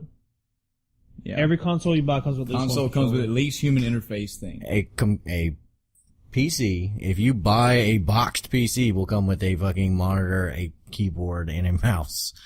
But if you decide to But if build you buy your a own, boxed PC, which is an option that you have, yes, you can buy that. You have to factor in those things as a price point.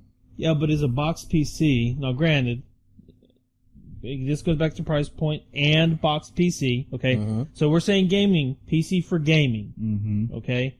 If we buy a PC for gaming, you didn't build it yourself. Let's just say you weren't Sure. savvy enough, you weren't smart enough to build it yourself. So you bought a gaming PC. Okay. Now where's our entry price point? If you buy a gaming PC from, depends on who you buy it from. If you buy like the Best Buy special, which is usually about $900, that's what you're looking at. If you go and you're just a complete tard and you go through Dell and get you an Alienware, it's going to cost you quite a bit more. But we haven't even talked about that. I should have mentioned it while we were going over pricing. But how much does your Xbox Live subscription cost? $60 a year, Okay, so times 5 years is how much? $300. So I guess. slap that onto your console price. Just go ahead and slap it right on there. Okay, so let's break down the console price from $400. Now, $400 console over 5 years, $80 a year. Okay, $60 a year, so $140 a year okay. to have a console. So $700 fucking And PC. assuming you're going to replace the it same. after that 5 year mark and not going to keep it. $700 PC is the same, and you didn't factor in any of the prices of games, which are more expensive, even for used games. That depends on where you buy them from too. That depends on a lot of things, but if you're looking at going to a brick and mortar store, oh, look at that. They're way cheaper than I thought they might be.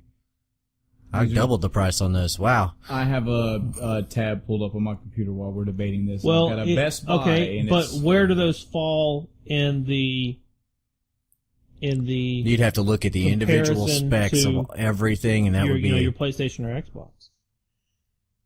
if you want a comparable PC to a PlayStation or Xbox, what I've seen is it's going to be about $400 worth of PC If you build it yourself. if you build it yourself. Now, But as with far an as off-the-shelf $400 as far as the PC, box nasties go, I'd have to look at each individual one.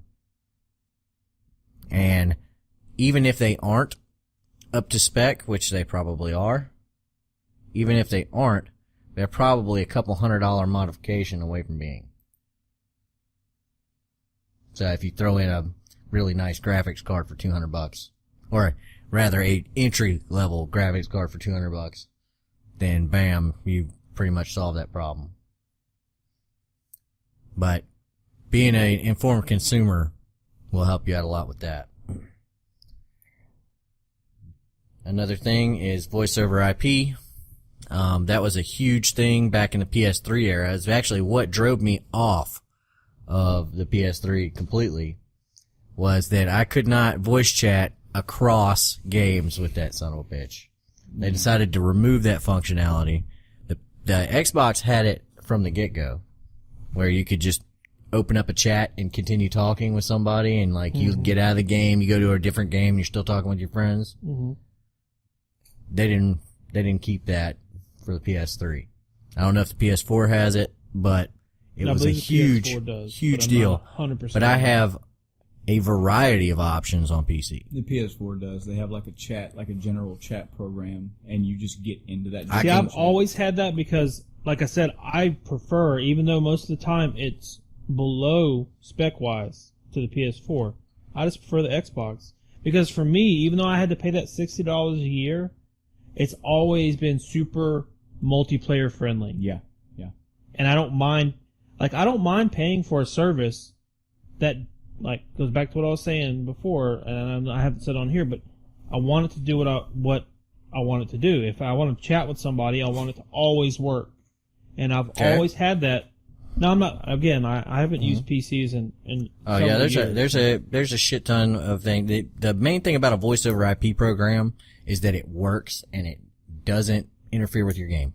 And it's free. Most of the time it's free. Yeah. So, actually, all the time it's free. Yeah, on PC, they're going to be a free feature. You won't need to pay for Xbox Live or anything like that. Yeah. You can still do it, and you can play Xbox Live games on the PC. And there are certain games that, I can think of a handful of them where they actually did cross over between PC and Xbox and stuff like that. Mm-hmm. Let's see. Moving on down the line. You can customize the look of your PC. A whole lot more than you can customize the look of a PS whatever. Okay. I can change the entire shape and format of a PC. You can stick a sticker on a PlayStation or an Xbox. No, I disagree. Not with without, that. Now, not look, without some hacksaws. Let me say this. It's easier to change the aesthetics of your PC. But there are plenty of companies, because now PlayStation and Xbox have realized that there are people that want to customize the outside of the consoles.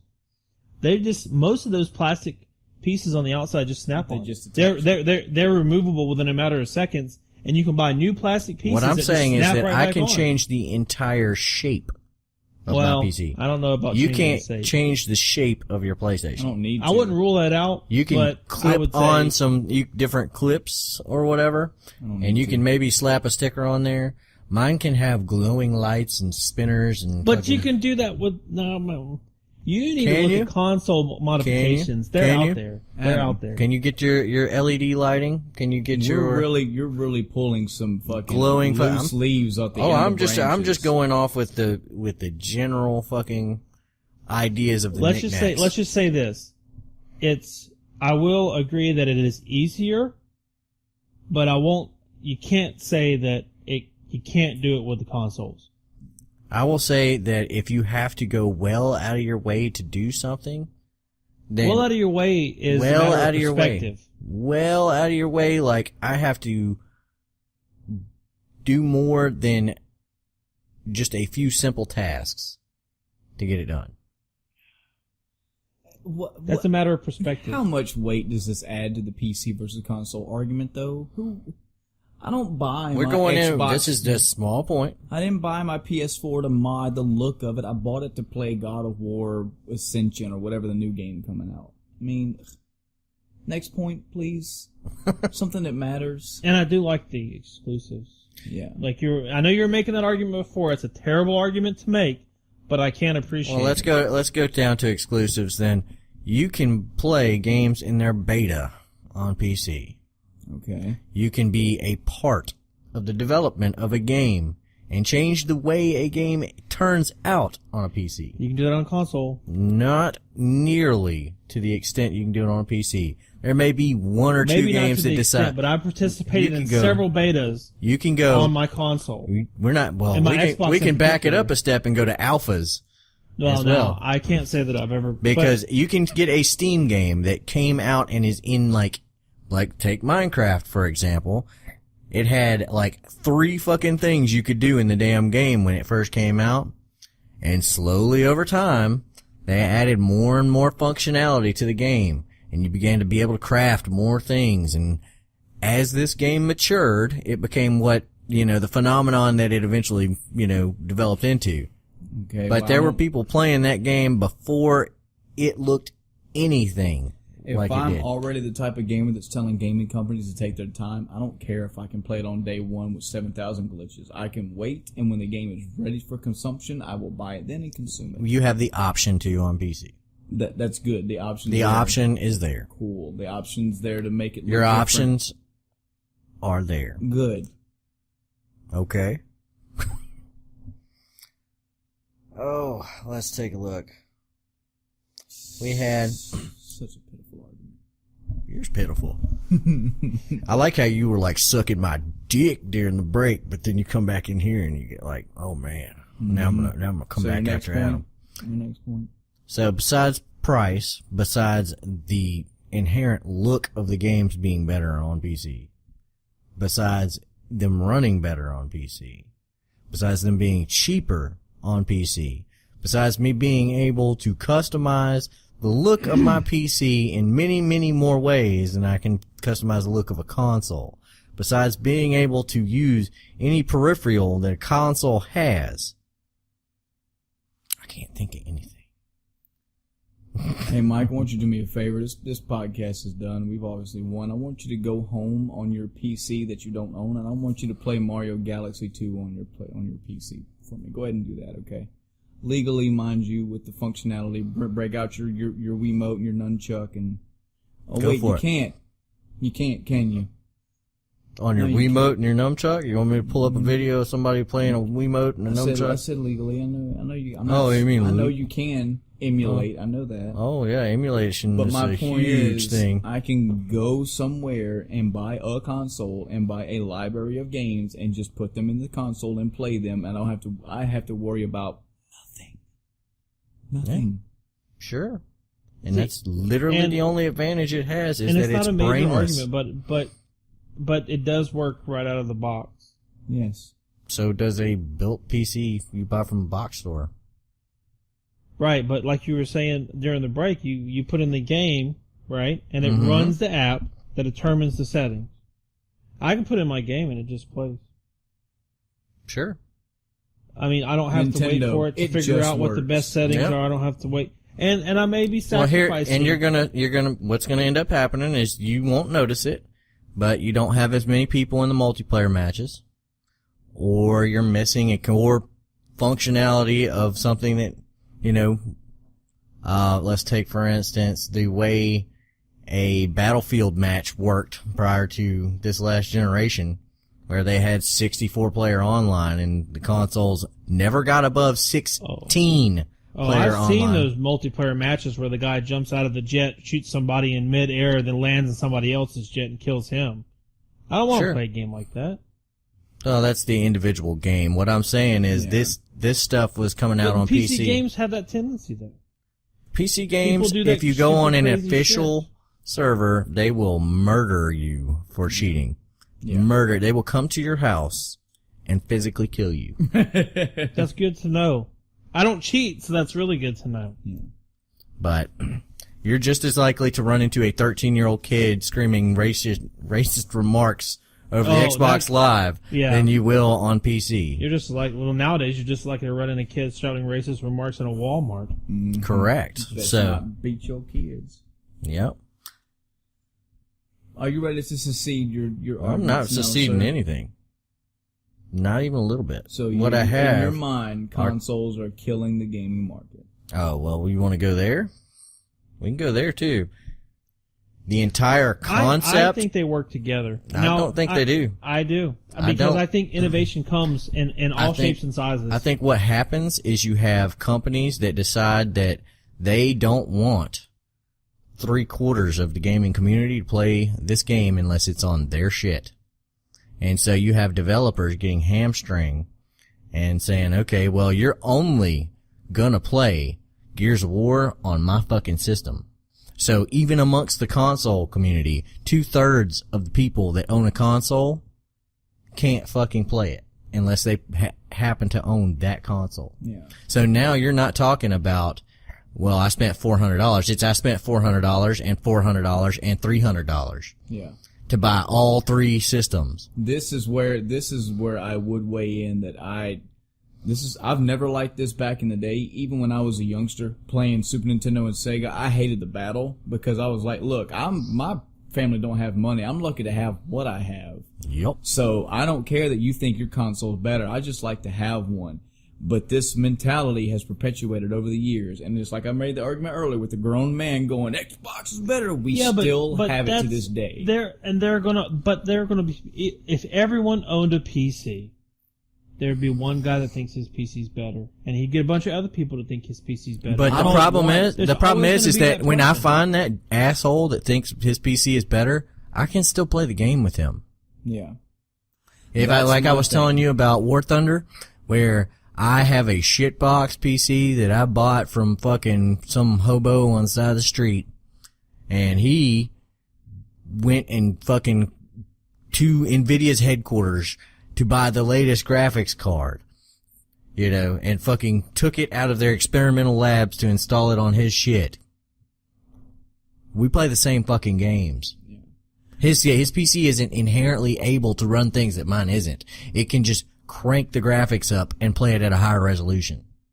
This is a utopia that I know will never exist, but I wish did. I wish there wasn't a Xbox versus Sony versus Microsoft versus PC. I wish all of them would just fucking universally come together. Eventually and they have will. a gaming machine. That's where I think we're going. Maybe even a PC and say, hey, you want gaming? You come here. I think that's where we're headed. And I think Nintendo was onto something when they decided to come out with the Switch for this reason. Is because you have a console that turns into a mobile gaming station. Mm-hmm. Okay, well, we jump ahead 10 years to where we've hit that convergence that I was talking about earlier, and you start having one main machine that's back at your house that controls all kinds of different functions and has all kinds of different functionality, and then you have what your phone turned into, and they overlap on the games. Mm-hmm. Yeah, Maybe but I'm not going to have a phone as big as a Nintendo Switch. it's not going to be as big as a Nintendo Switch, but perhaps it's slightly bigger. This phone right here I have in my hand is almost the size of PlayStation Vita. All you need are some fucking buttons, some hard buttons on the side, maybe an analog I was switch. very irritated whenever Android took away the Wii remote support. Yep. Yeah. So you start thinking about it in those terms. When the console market finally gets to that convergence point and the third parties are starting to hemorrhage off and the actual physical machines are starting to become one machine, that's when you're going to have, you know, this situation where you have the main machine at the house and the mobile machine that you take with you. Mm-hmm. And it's not going to matter, you know, maybe you have better graphics when you get home and you play it on your home machine, but you'll be able to play it with slightly degraded functionality as you go out and play it mobile. Yeah. That's where I think we're heading. In all honesty, I think another huge factor in all this is the controller. Like, that's one advantage that the PC has, that if more games would follow suit, it would work. Like, I will always back Nintendo for them at least trying to innovate control scheme. You know, all the times they've always innovated, they've always had something new. Please keep doing that. But if it could be universal, where if I could have a phone that's as big as a Switch, that would be fine. I have to be honest with you, I like tangible buttons. Me too. I do not like having buttons on a screen. I have tried to play games on my phone. Yeah, I don't like it. And even though it seems to work, I lose a portion of my screen with my fingers. Yeah. And I don't have fat fingers, but I've got pretty big fingers, and I'm losing that portion of the screen. Yeah. Two things could be done to remedy that. One is a bigger screen. The second is the addition of tangible buttons Well, see, onto they the make phone. controllers that you can use that are Bluetooth. Well, if you look, then you're carrying around a controller. I agree. But if you look at the way, say, the Vita is put together, and I keep saying this Vita, but it's a very sleek, very skinny, pocketable gaming machine. Yep. Now, if you could come up with a phone case where you could just like unclip a little hinge to keep your they have a analog phone? from getting, I think the Engage was the first one they There tried was doing some that. phone that they used that was mobile and it was gaming. I think it was just ahead of its time and poorly supported, but I think it was a sound idea that one day you would have that additional functionality I bet on your your phone phone. only worked on an analog network, huh? Yeah, probably. Oh man. But I agree. I think that would be an awesome way. I think we're heading towards that would be a homogeneity. utopia of gaming if you had just two ways you could play the game with you. I think the Switch is on a good track with it. And like I said at the very beginning of this discussion, there's going to have to be an evolutionary leap, but I don't think consoles are going to die. I think they're just going to evolve. Now, if they evolve into something like a PC, then that's fine. But they're still going to be. My argument is that when they become a PC-like entity, why not have a PC? That's just going to become, it would be like if Dell started making proprietary or starting saying, well, these games only work on Dell machines. Yeah, but okay, so. And then they were like, the market would upheave against that and be like, no, I refuse. I'm going to jailbreak your shit. And then I'm going to run your company out of business because nobody's going to buy you. But imagine this, okay? So Dell has got some ridiculously high profit margin, right? Because they produce these Alienwares for $1,500, $2,000. Yep. Whenever we all know that it's not according worth to you and anywhere near even that. You during the break, we can build one for about $800. Mm-hmm. So why wouldn't they try to market themselves? Why let the consoles exist? That's what I'm saying. They won't. It's not that they. It's not about them letting the consoles Why won't another exist. company, instead of trying to have such a high profit margin, why don't they decrease their profit margin to compete?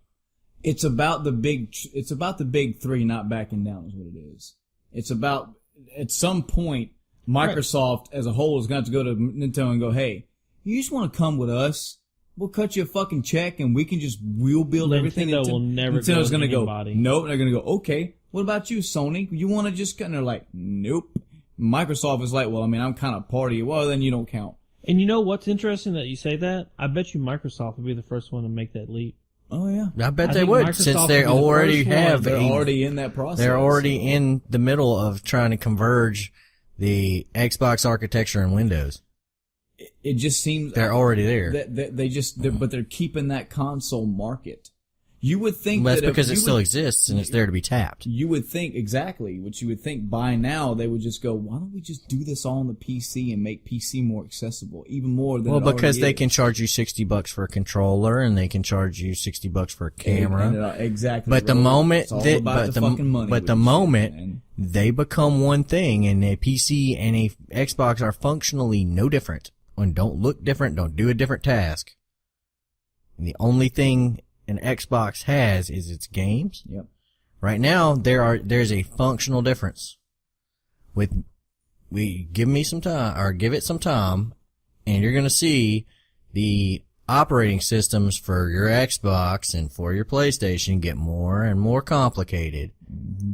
And Xbox is already to the point where it's got a very similar tile system in some respects to Windows 8. Okay, you're seeing what I'm saying then. Give it a decade, maybe a decade and a half, and they're going to hit that point where they just become a computer for all intents and purposes. Well, I still think that they're a necessary evil. Well, I agree what with makes the console. you think I like having the console market. I like having that option, but I still think, contrary to what you are saying, I think consoles help drive innovation. I think because there's one company sometimes the computer industry is a little short-sighted, and they don't come up with the same idea that a console might have, because the console has to innovate to compete with PC. And then PC goes, oh, that's a pretty good idea. We're going to do that too. Yeah, I don't know many. And that happens both ways. I don't know many. No, I agree. That's why I say I don't. But I only think there's only one having some type of metamorphosis. I disagree, and I say there's only one console company that is pushing the boundaries of innovation. Yes, and the other one is like, and the other two are like, oh, well, let me come out with some copycat shit. They're basically maintaining the status quo. I won't. And they're doing the same shit on as far as Xbox and PlayStation go. Your PlayStation Move and your Kinect and your status quo. Well, the PlayStation Move was just it was a Wii controller. Improvement on Wii, and the PlayStation VR is a variation of the PlayStation Move. Or the Oculus. This is some trivia for you gentlemen, and I'm not taking credit for this because I learned this all from Norm, from the Gaming Historian. The D-pad, the directional pad, are you aware that Nintendo made the first D-pad? Yes. Yep. Now, everybody else And the first around them... D-pad wasn't in the shape. It was circular with the directional pad. Everybody else around them made D-pads as well, but they got around the patent because they designed their D-pad differently. So it looked different, built different, but functioned the same. That is why I will hold Nintendo to the regard they are, because whether it's gimmicky or not, whether you don't like the design, that's why you got to give them a small prop to go and, hey, you guys keep that. That's great. But another thing that goes hand in hand with innovation is the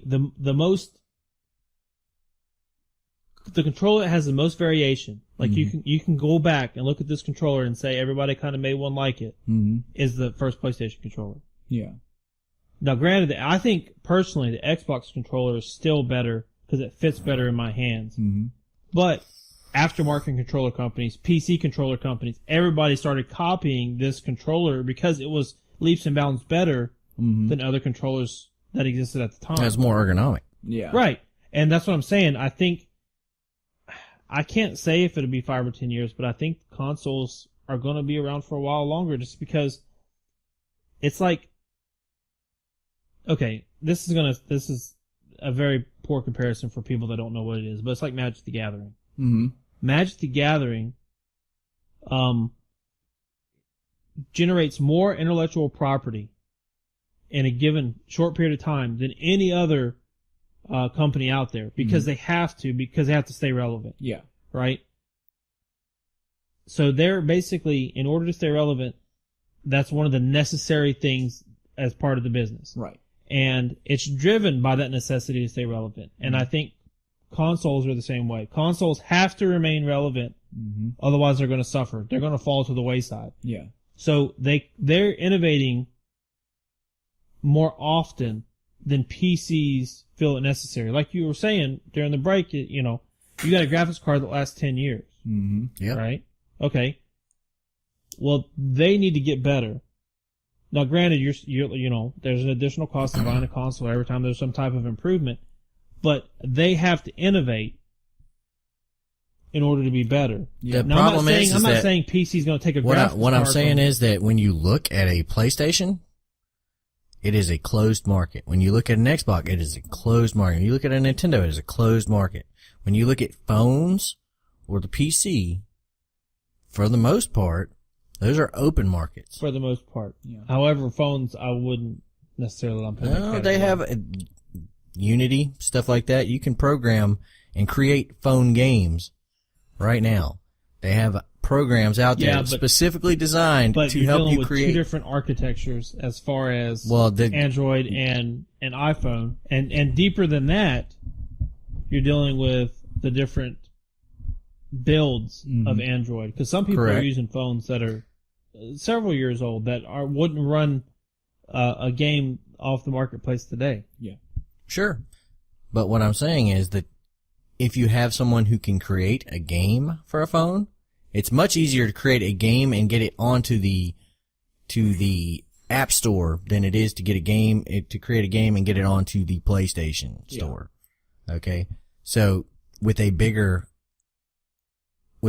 audience of developers, you also get a bigger market for ideas. Yeah. That's one of the reasons. I mean, you also get a whole lot of shit, so you got to sift through that. Yeah. And I think Steam is actually taking some steps to remedy their entire concept of what this. I think they're actually discontinuing Steam Greenlight right now. Yeah. Because it came up with a whole lot of good ideas and not a whole lot of great results. But for every time you end up with a shit game, there's some other game out there that introduced some crazy mechanic that nobody thought about before. Yep. There are games out there, I mean, like, take Star Citizen, for example. They straight up said they're not making console games. Yeah.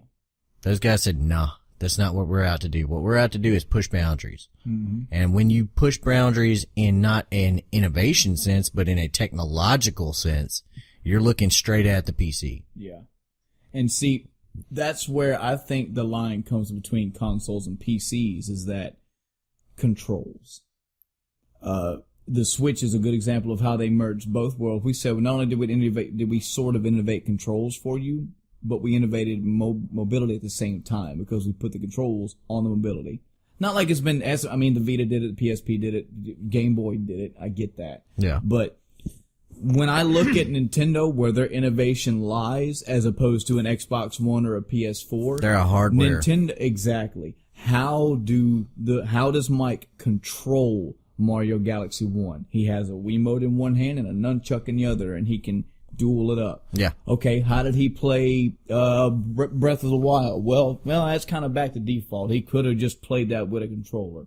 Okay, well, how did he play these motion-specific games, these different augments of types of games? Well, he had to use the motion in his Wii U remote to move around and tilt it forward and tilt it back and all that. I don't see that on the PC as much. Well, what you you're going to be do seeing with is things like Oculus, but what you're going to be seeing are games like VR games. You're going to be seeing a whole lot of those. When the tech gets there, the tech's not there yet. Yeah. When the tech gets there and you start having, like they have the vibration, which was one of the big things that Nintendo came out with back in the day. It was the Rumble Pack. Mm-hmm.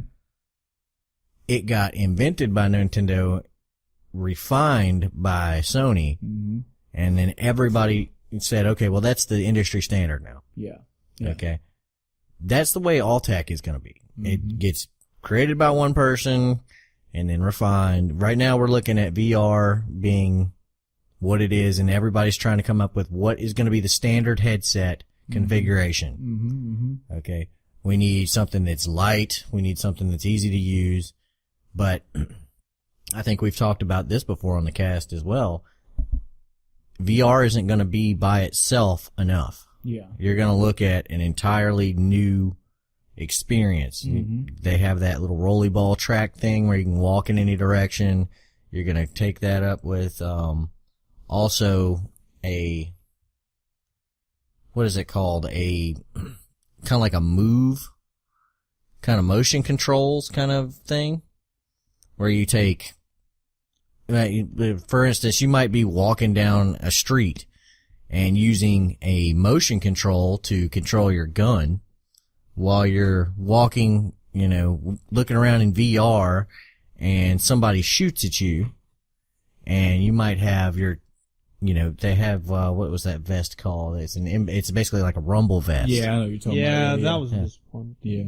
Well, Good idea. It's just different examples of people trying to push the market. Now, when we talk about peripherals, you're really not going to get, you can say that, okay, well, they innovate peripherals, but they would be innovating peripherals anyway.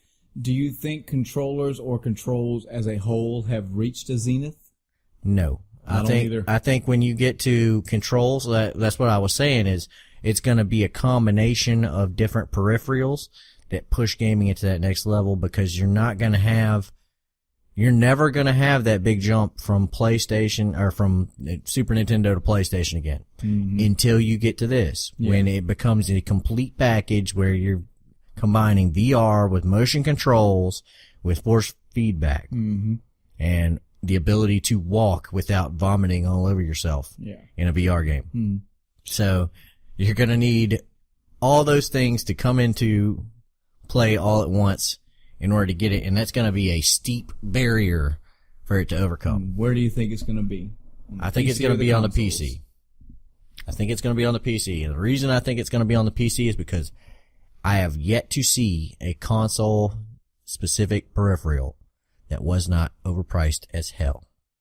I will agree. The PlayStation VR is pretty overpriced. If you look at the price of a hard drive, a very shitty hard drive on your Xbox 360, look at how much they jack the price up for a camera. They jack the price up for everything.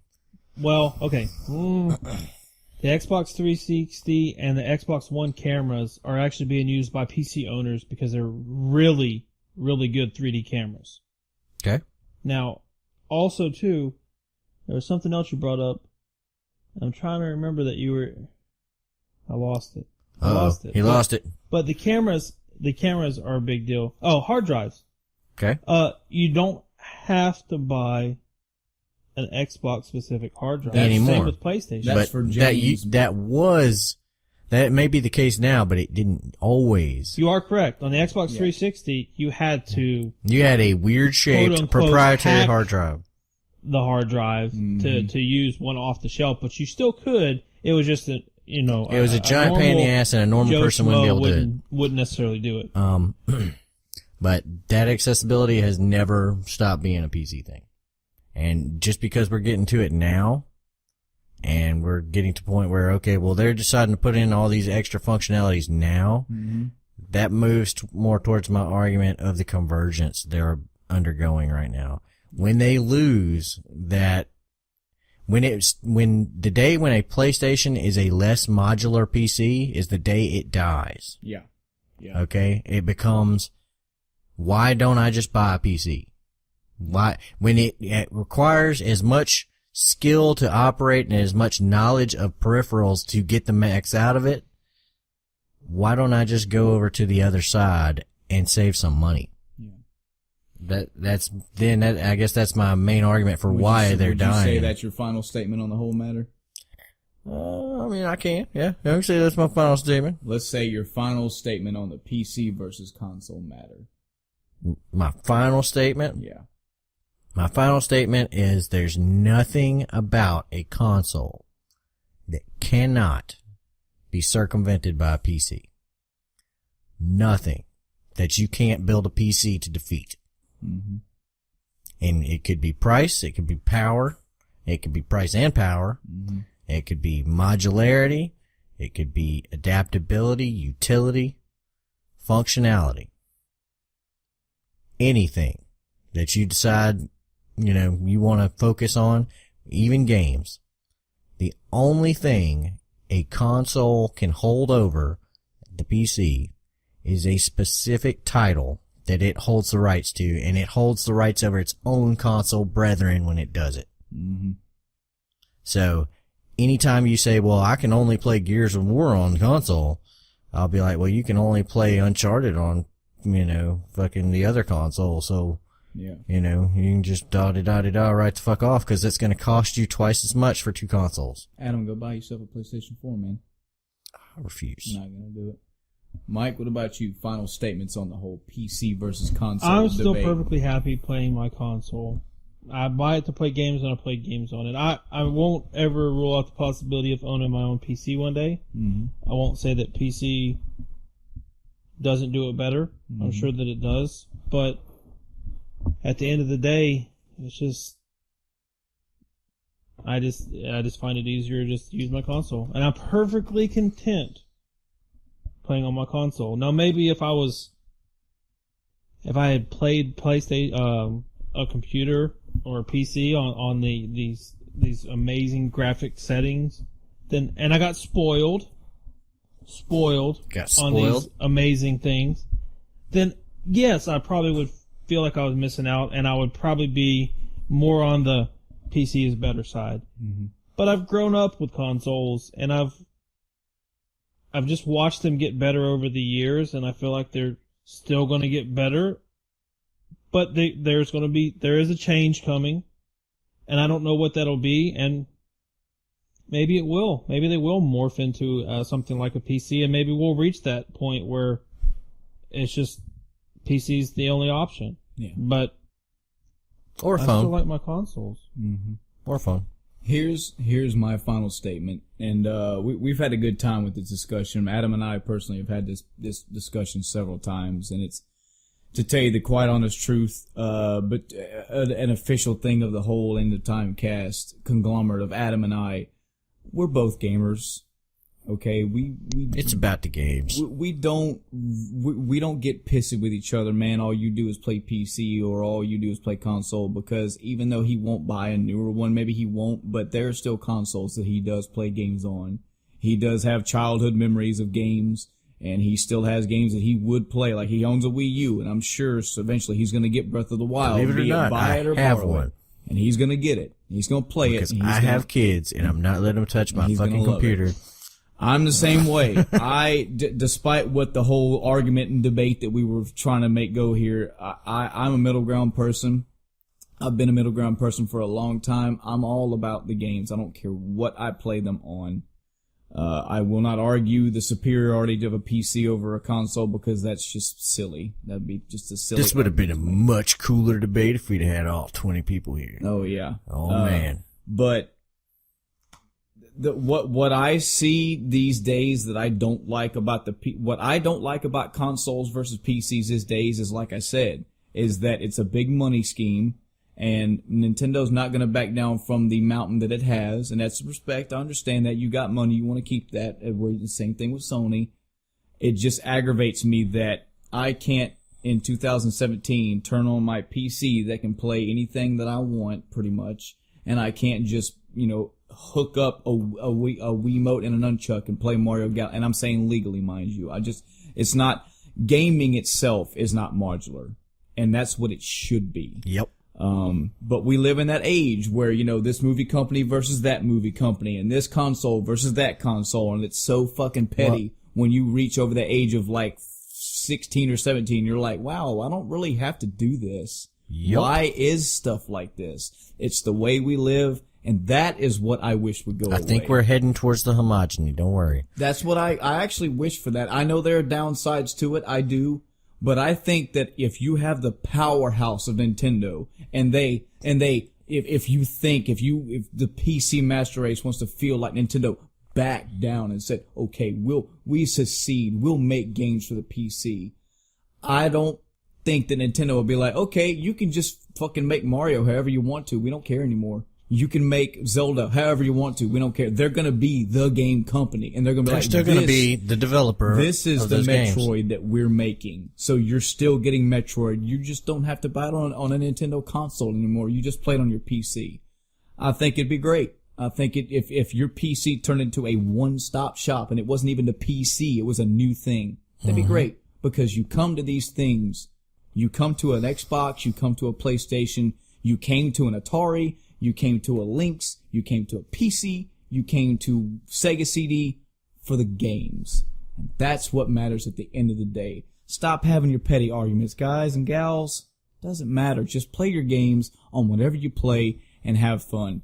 You got an Xbox 5 and a Scorpio and your buddy's getting a PlayStation 5. Don't fucking fight. Who fucking cares? Are you both playing the games you love? Cool. If you're really friends, not together. If you're really friends, fucking let each other borrow each other's consoles when you're done with the games and test them out, see what they are. I mean, it's all Break about their consoles games. And get yours back. It's all about having fun. That's better be a good buddy if I'm letting him my console. Yeah. So. Yep, that's where we're at as a culture, I guess. Mm-hmm. That's where it's like, you motherfucker, you break my that's shit. The culture, but that was bred into us in the 90s between Sega and Nintendo. Well, and that was really one of the main points I wanted to make, is that consoles played a significant purpose in the creation of gaming. Mm-hmm. But they've gotten to the point where it's just the only thing they can focus on now is, other than Nintendo, who's just off in La La Land doing its own fucking thing, your two big heavy hitters, which are Microsoft and Sony, neither one of them is a gaming company. Mm-hmm. Microsoft makes software and operating systems. Sony makes goddamn TVs and fucking VCRs and about shit. Sony Computer Entertainment. But it's still a part of Sony, the larger company. Yeah. And Nintendo pretty much just makes games and toys and fun. Nintendo's like, this is our bag, baby. Yeah. And one day, I think that homogeny is going to occur. What do you think about it, ladies and gentlemen? What do you think, how do you feel if, say, 15 years from now, everything was homogenized together? Do you think it'd be one big harmony? Do you think this would cause everything to stagnate and become a big blur of shit? Do you want things to become homogenized? Do you want things to become separate? Are you a hardcore PC guy that says fuck all consoles? Are you a hardcore console guy that says fuck all PCs? Are you a hardcore Xbox person that says fuck Nintendo? Anything in this spectrum. What are your thoughts on PCs and consoles and the versus of the two, or the four altogether? We'd love to know your feedback on this. We'd love to know what people think about this, especially if you have opinions that relate to us. We want to know that we're not the only ones out there in the world that's like, man, just fucking play the games. Have fun. That's gonna do it for this episode tonight. It's been a long one, we understand, but hey, it is our official 10th episode. We're happy to have it. Oh yeah, it's been a long journey. We wanted to make it a big one. We've already got 10 more episodes planned. Motherfuckers, we ain't going nowhere. You thought this is gonna be a 10 episode thing and there's a gone from SoundCloud. Fuck you. We're still here. Let us know your thoughts, your questions, comments, concern about anything in this episode. We've asked lots of questions during it. We would love to have your feedback. You can find us on our Facebook page at the End of Timecast, probably where you found a link to this episode. Send us a message, leave a comment, ask a question, comment, concern, complaint, whatever. Send us some nudes. Sure. We have a Twitter. You can tweet at us. Again, I'm going to say this every episode until it happens. I still have yet to been twitted. Nobody's twitted at me. Nobody wants to twit you. I want to twit. Somebody twit me, twitted? please. I'm waiting for that one person to be like, fine. Hey, I got one tweeted. Yay. You can also send us a classic email. We got a official, very formal Gmail account at endoftimecast@gmail.com. That's endoftimecast@gmail.com. Still don't got to spell it any weird way. It's there for you. That is the Ruby Tuesdays of email accounts. That is. So thanks for listening, everybody, and thanks to anybody who's been here from episode 0. Listen to all. Technically, we have 12 right now, so if you're a long-time listener, we definitely appreciate it. There's more coming, so stay tuned. Mike, thank you for being here. This has been way, way better than what I thought it was going to be. You've been entertaining. You've got lots of good comments. Man, we would love to have you back for another episode if you would like to come back. Okay, I think we should get him and Greg and have them fight to the death. Don't know how to take that, but yeah, I'll be back. Cool. Yeah. Get him and Greg together. We're just gonna fight them. Do like the two guest like the cast Joker on Dark out. Knight, and we're like break a broom and we're like tryouts.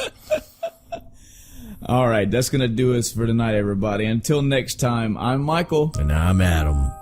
And I'm guest Michael. Good night, everybody. Let's